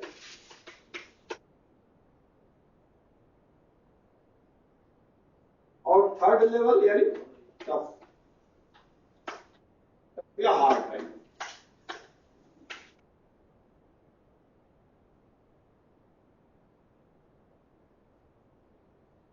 ठीक है, तो ये कंसीडरेशन भी आपको रखना होगा। अब इसके लिए उन्होंने बताया भी क्लियरली। अब देखिए यहां फिर एक्टिव वर्ब आपको मदद करेगा, यहां फिर एक्टिव वर्ब आपको मदद करेगा। इजी लेवल के लिए पहला यानी जो नॉलेज आपका है, नॉलेज और कुछ इन्होंने कंप्रिहेंशन से लिया है, थोड़ा कंप्रिहेंशन भी कर दे।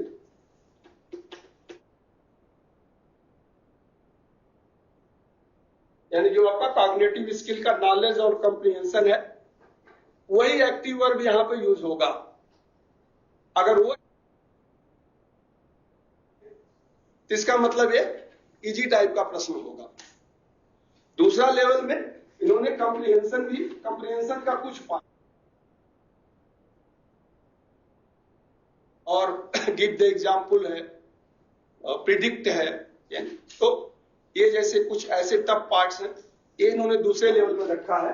तो कंप्रिहेंशन और application, use, operate, modify, discover, distinguish, ये सब आपका एप्लीकेशन। ये सेकंड लेवल का जो, ये फर्स्ट, ये सेकंड, और वो एक्टिव वर्ब। और थर्ड लेवल में जो यानी एनालिसिस, सिंथेसिस और इवैल्यूएशन, एनालिसिस, सिंथेसिस और इवैल्यूएशन। अब आप तो बड़े सीरियस हो गए, तो सभी लोग पेपर बनाते हैं इसलिए सीरियस है। तो जैसे मैंने इवैल्यूएशन, तो याद नहीं होगा आपको, इवैल्यूएशन के जो एक्टिव वर्ब्स कुछ याद है? सॉरी, कंप्रिहेंशन के कुछ टफ जो नीचे वाले आपको मिलेंगे, जैसे मैंने बताया आपको, प्रिडिक्ट करना, एग्जाम्पल्स देना, एक्सटेंड करना, ऐसे वाले जो अगर सिंपली जैसे डिस्टिंग्विश्ड है, नरेट है, एक्सप्लेन है, डिमॉन्स्ट्रेट है, ये वाले जो सिंपल है वो इसके साथ ना।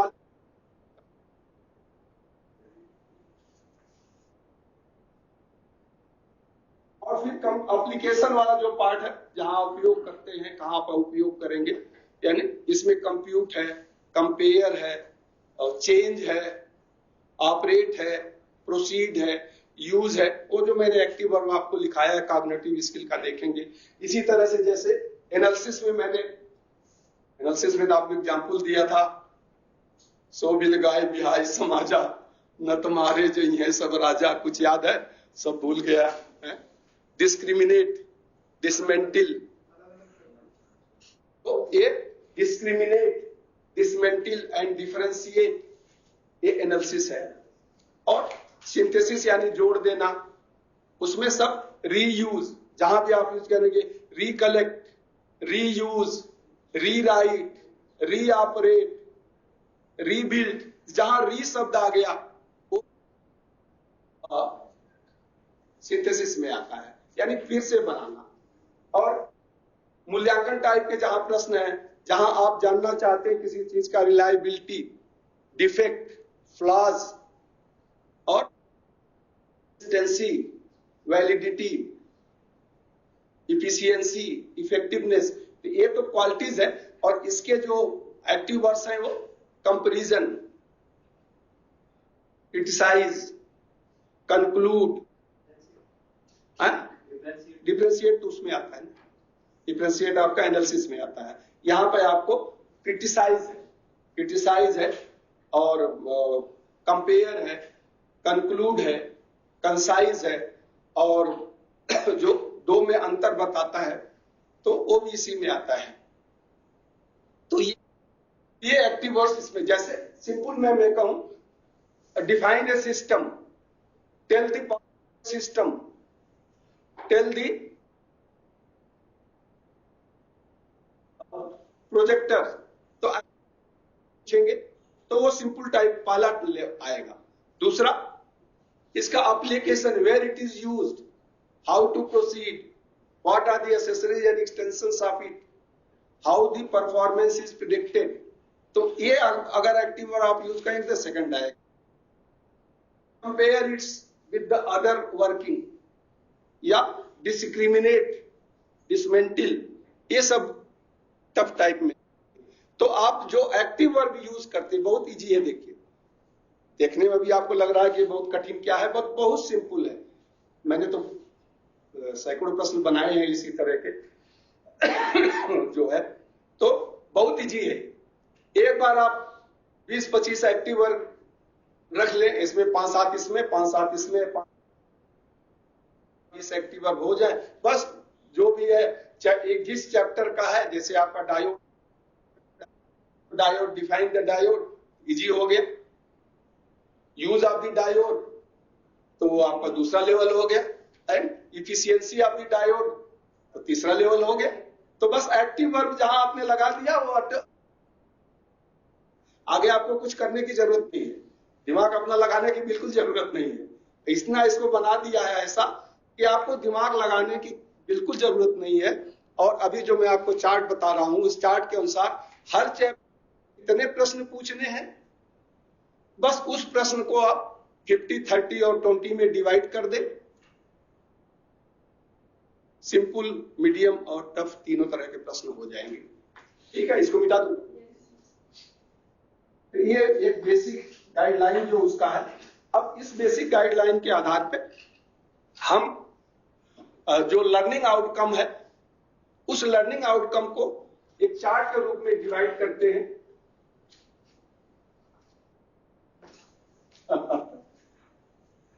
घबराओ मत भाई। मेजर टॉपिक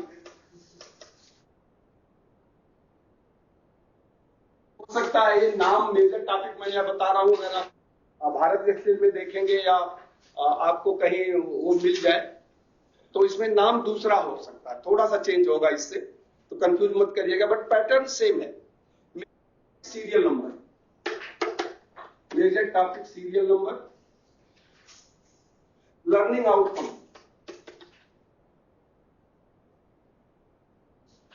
यानी जो आपके सिलेबस में दिया है वो लर्निंग रहेगा।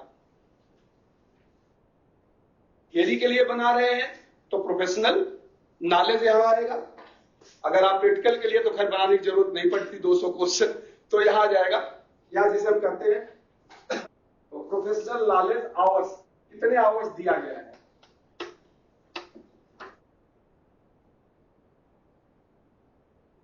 नॉलेज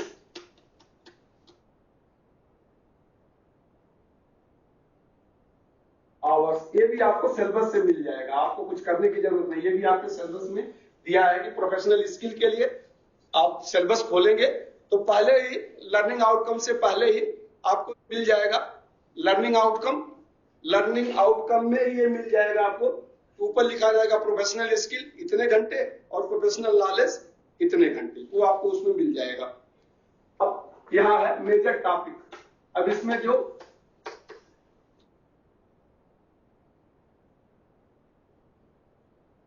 ये सीरियल नंबर केवल है, जैसे लर्निंग आउटकम 1 2 3, वहां आप मेजर टॉपिक यानी लर्निंग आउटकम 1 में क्या है डिस्क्रिप्शन, वो वहां लिखना होगा। पहला क्या है वो वहां लिखना होगा आपको। Week analysis, week analysis,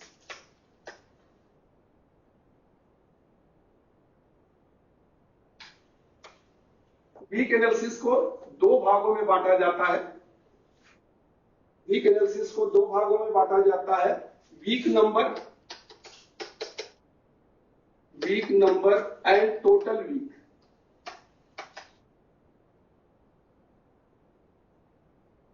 week number and total week, week number and total week हो गया। इसको 2 भागों में बांट दिया, week number and total week. जब आप इसको करेंगे तो ये ऐसे होगा। ये इसके आगे आप लिख लें, इसके आगे लिख लें major topic weightage, major topic weightage यहां पर। इससे आगे 2 है, एक मेजर टॉपिक वेटेज हो गया और नंबर ऑफ क्वेश्चन पर अगला point, number of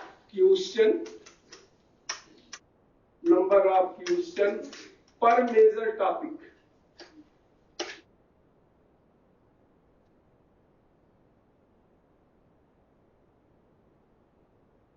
number of question पर मेजर टॉपिक हो गया।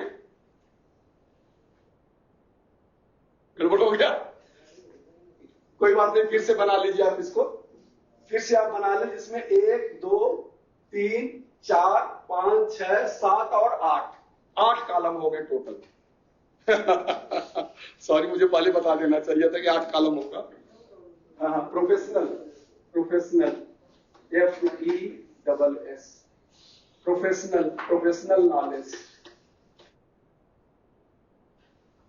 इसको आप नहीं तो ऐसा करिए ना, 1 2 3 4 5 6 7 और 8 ऐसे लिख के पॉइंट्स लिख लें, क्योंकि टेबल में नहीं आ रहा है।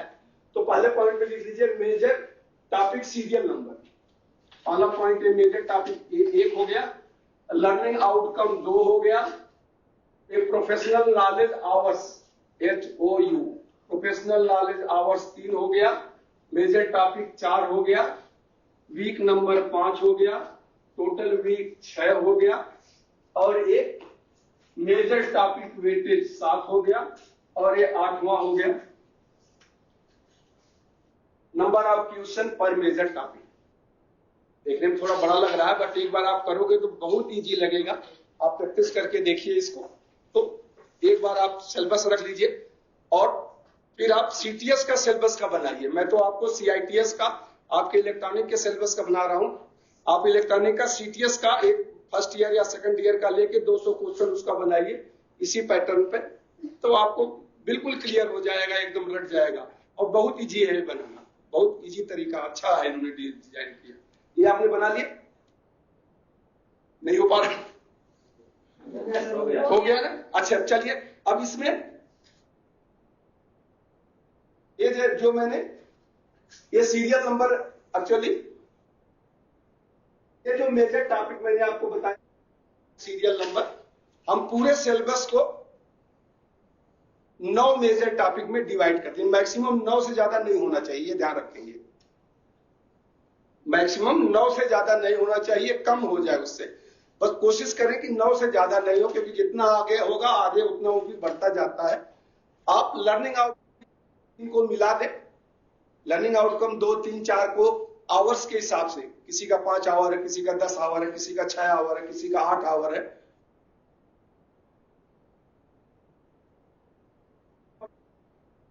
जैसे मैंने 22 को कल ही मैंने बनाया था, इसको 22 को मैंने 7 मेजर टॉपिक में डिवाइड कर दिया है। ये है 22 को 1 2 3 4 5 6 और 7।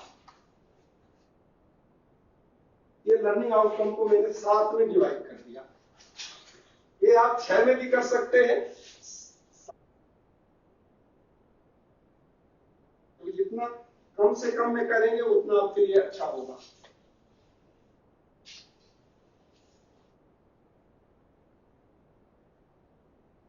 ये आपका मेजर टॉपिक का सीरियल नंबर हो गया, ठीक है। सिलेबस 190 आवर्स को 7 मेजर टॉपिक्स में डिवाइड कर दिया, ठीक है। अब आता है लर्निंग आउटकम। इसमें घंटों के हिसाब से जो लर्निंग आउटकम को दिया है आपके टॉपिक में। अब जैसे मैंने पहले में 1 and 2, तो 1 + 2 यानी पहला और दूसरा लर्निंग आउटकम मैंने पहले मेजर टॉपिक में इंक्लूड कर दिया है। और इसके लिए ये प्रोफेशनल यानी पहले के लिए 5 घंटे है, दूसरे के लिए 25 घंटे है, तो टोटल आवर हो गए। ये आपके सिलेबस से मैंने लिया, जो नया डिजाइन सिलेबस, ठीक है। अब एक वीक का कितना मैंने बताया था घंटे, 5 घंटे, तो टोटल कितने वीक हो गए? 6 है ना, तो 5 36 6, तो 6 वीक आप यहां इसमें आप देखिए 6 वीक टोटल वीक, वहां लिखा ना total week 6 weeks. Week number 1 to 1 से 5 week, week number 1 to 5, total week 6।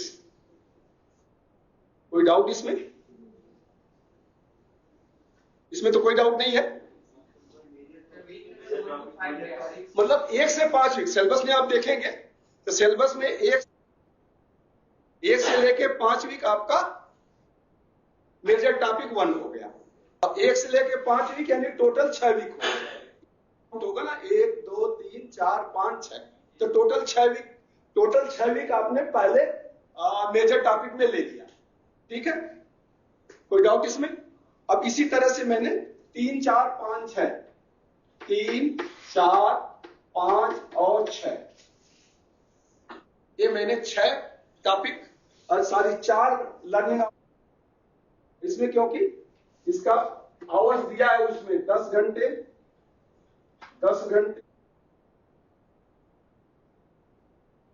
और 6 घंटे, टोटल 36 टोटल 36 आवर हो गया है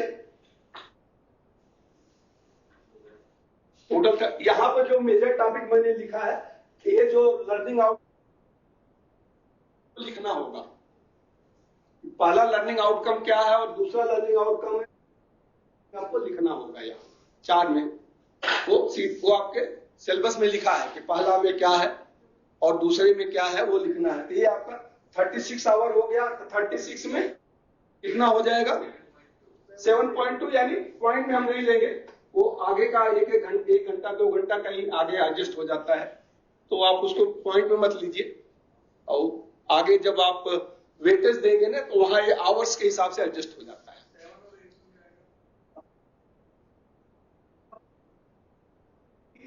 1 से 5 वीक 6 था, अब 5 के बाद 6 7 8 9 10 11 और 12, यानी 7 से 12। इस सिलेबस का 7 से 12 वीक यानी 7 वीक आपने कर दिया, तो 7 से 12। अब तीसरे में मैंने 1 2 3 4, तीसरे में 6 + 7 + 8 + 9, तो ये हो गया 6 + 10 + 10 + 6 यानी 32। दो बार टाइम किया है क्या? हाँ, और ये ज्यादा था नहीं, ज्यादा था इसलिए उसको उसमें लेना पड़ा। इसलिए आप उसको 2 में कर सकते हैं, क्योंकि आपको ज्यादा हो रहा है तो आप 6 को मैंने यहाँ भी ले लिया, ये 10 था वहां, यहाँ देखिए ये 6 मैंने यहाँ ले लिया, कि 12 6 इसमें आ, टोटल इसके 12 घंटे थे, 6 घंटे मैंने यहाँ दे दिया और 6 घंटे यहाँ दे दिया, ये 32 हो गया। तीसरे में 32 हो गया, 6 7 8 9, ठीक है, 6 7 8 9 हो गया। अब ये टोटल 32 घंटे हो गया, तो 32 में कितना हो जाएगा, 6 हो जाएगा। वेरी गुड, यहाँ आप 6 लिख दीजिए। अब इसके बाद 13 14 15 16 17 18, यानी 13 से 18 तक इसमें आ गया। चौथे में 10 11 प्लस 12 प्लस 13, ये है 10 5 5 5 10 5 यानी 25 हो गया, तो ये हो गया सीधा 5। अब 18 के बाद 19 20 21 22 और 23, तो 19 से 23। पांचवें में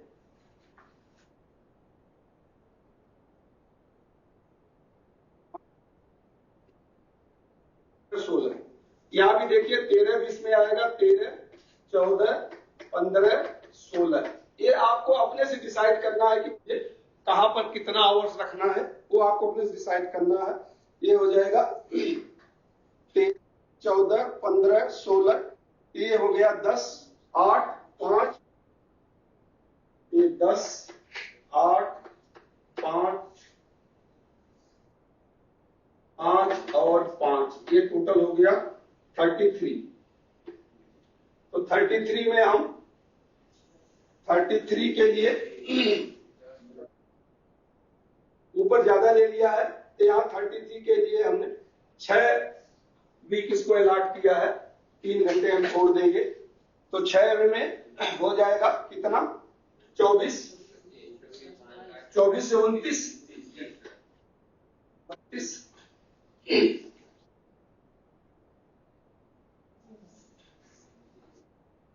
24 से 29। अब इसके बाद छठवें हमने लिया है 19 और प्लस 18 16 और 17 और 18, 17 18 और 19, 18 और ये 19, ये 19 हो गया। इसमें टोटल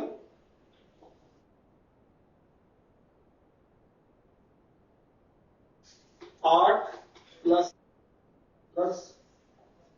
10, यानी 8 और 16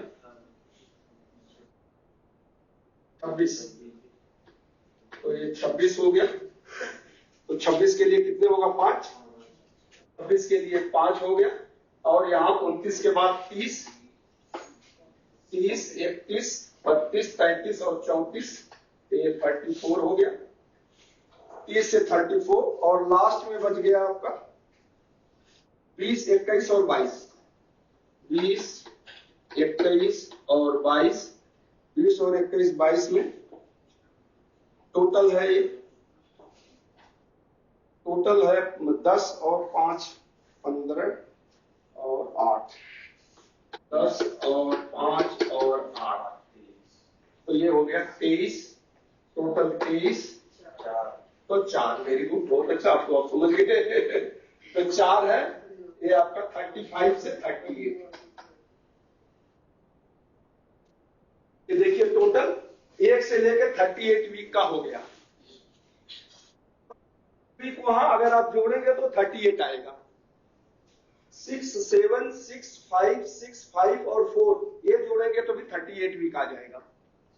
अगर इसमें कहीं कम ज्यादा है तो ये कोई स्टैंडर्ड रूल नहीं, ये आपको अपना बनाना है।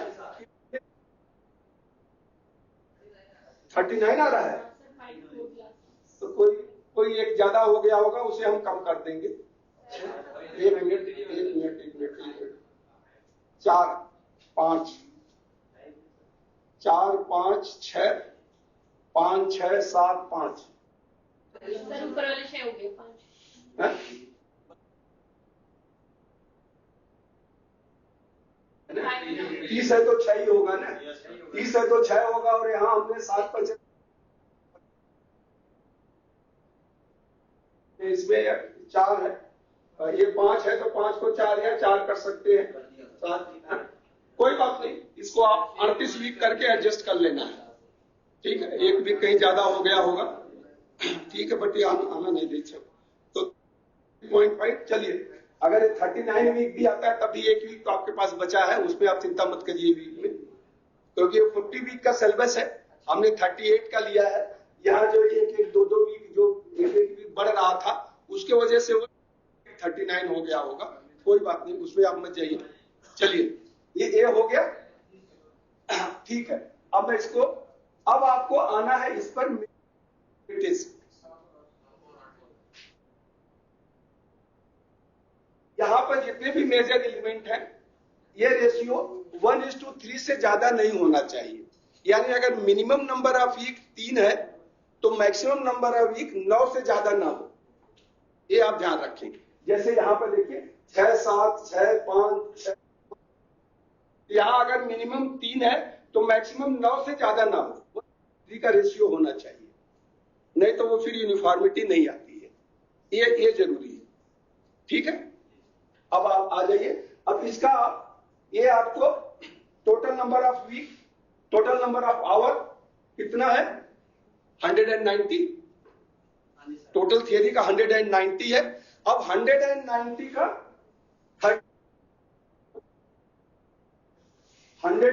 का 30 ये पहले में मैं इसमें लिख रहा हूं मेजर टॉपिक मेजर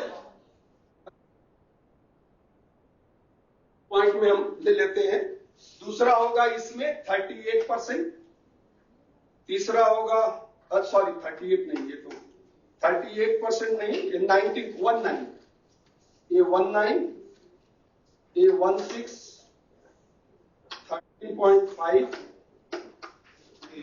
13.5 ये 16 ये 13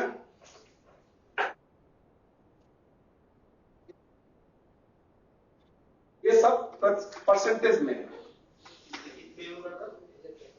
ये 109 टोटल 119 आवर आपके पास है। अब पहले मेजर के लिए आपने 30 आवर लिया है, तो टोटल का 30 आवर कितना परसेंट होगा वो वेटेज होगा, टोटल का 30 आवर कितना परसेंट होगा वो वेटेज होगा, तो वो वेटेज 30 ज्यादा ऊपर नीचे तो 0.5 0.6 0.8 होता है, उसको एडजस्ट करना होता है।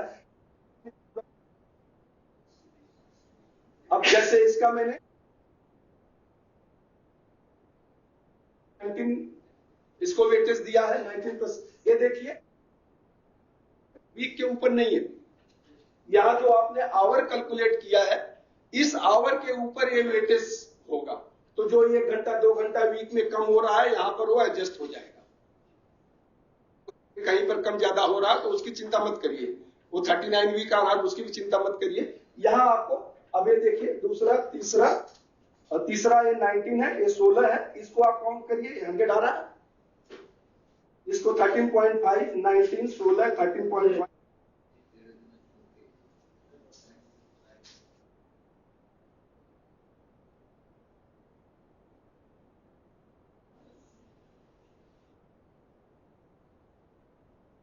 अरे 5 5 10 करके कर लो यार, ये 100 आएगा, 100 अगर नहीं आ रहा है इसको थोड़ा सा आप एडजस्ट,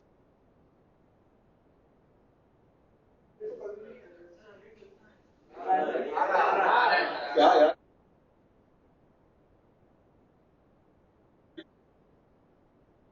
नहीं आ रहा है, 1 2 कम हो रहा है, इसको थोड़ा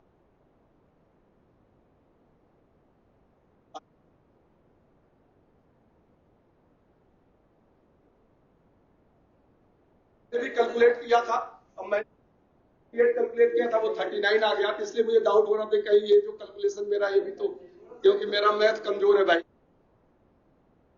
इसमें अगर ये 100 नहीं आ रहा है तो कर दीजिए 60,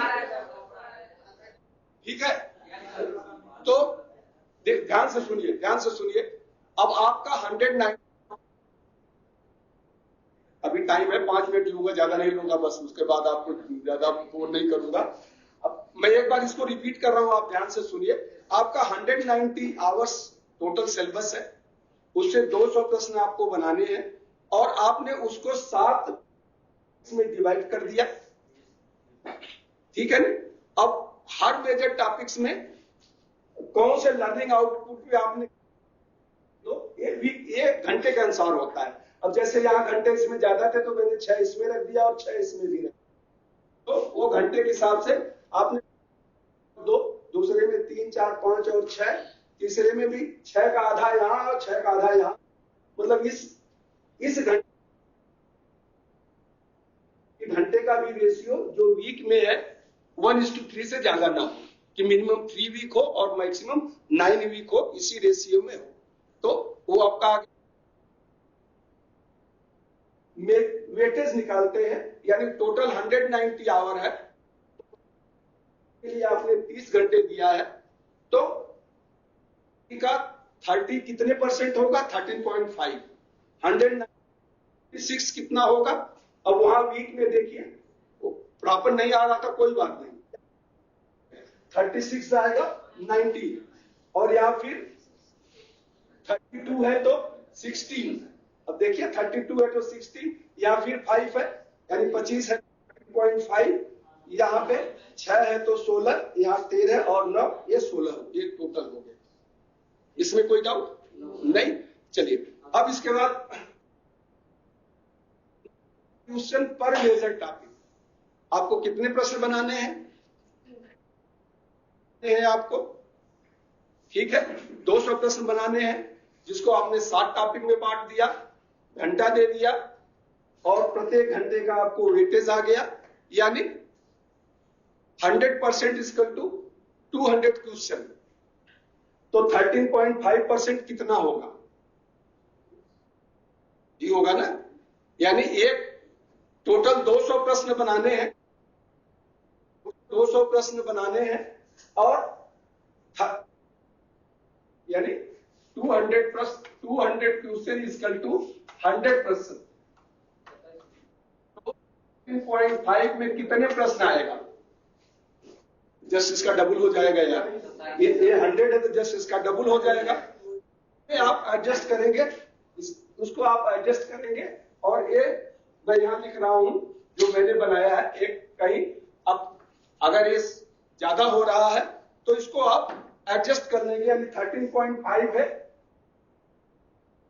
तो एक जगह हम इसको आपने सीरियली 26 हो जाएगा, 26, कोई बात नहीं, एक मैंने कम कर दिया, 26, 38, दूसरे में 38, तीसरे में 32, चौथे में 28, चौथे में 28, पांचवें में 30, पांचवें में 30, छठवें में 25 और सातवें में 21। तो लास्ट में आप ये लिख लें 26, 38, 32, 28, 30, 25 और 21, यानी 26, 38, 32, 28, 30, 25 एंड 21, ये लास्ट कॉलम है।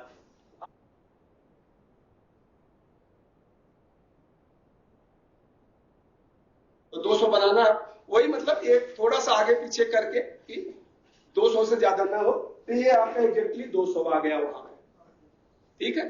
तो ये 200 प्रश्न आपको बनाने हैं इसमें, हो गया यार।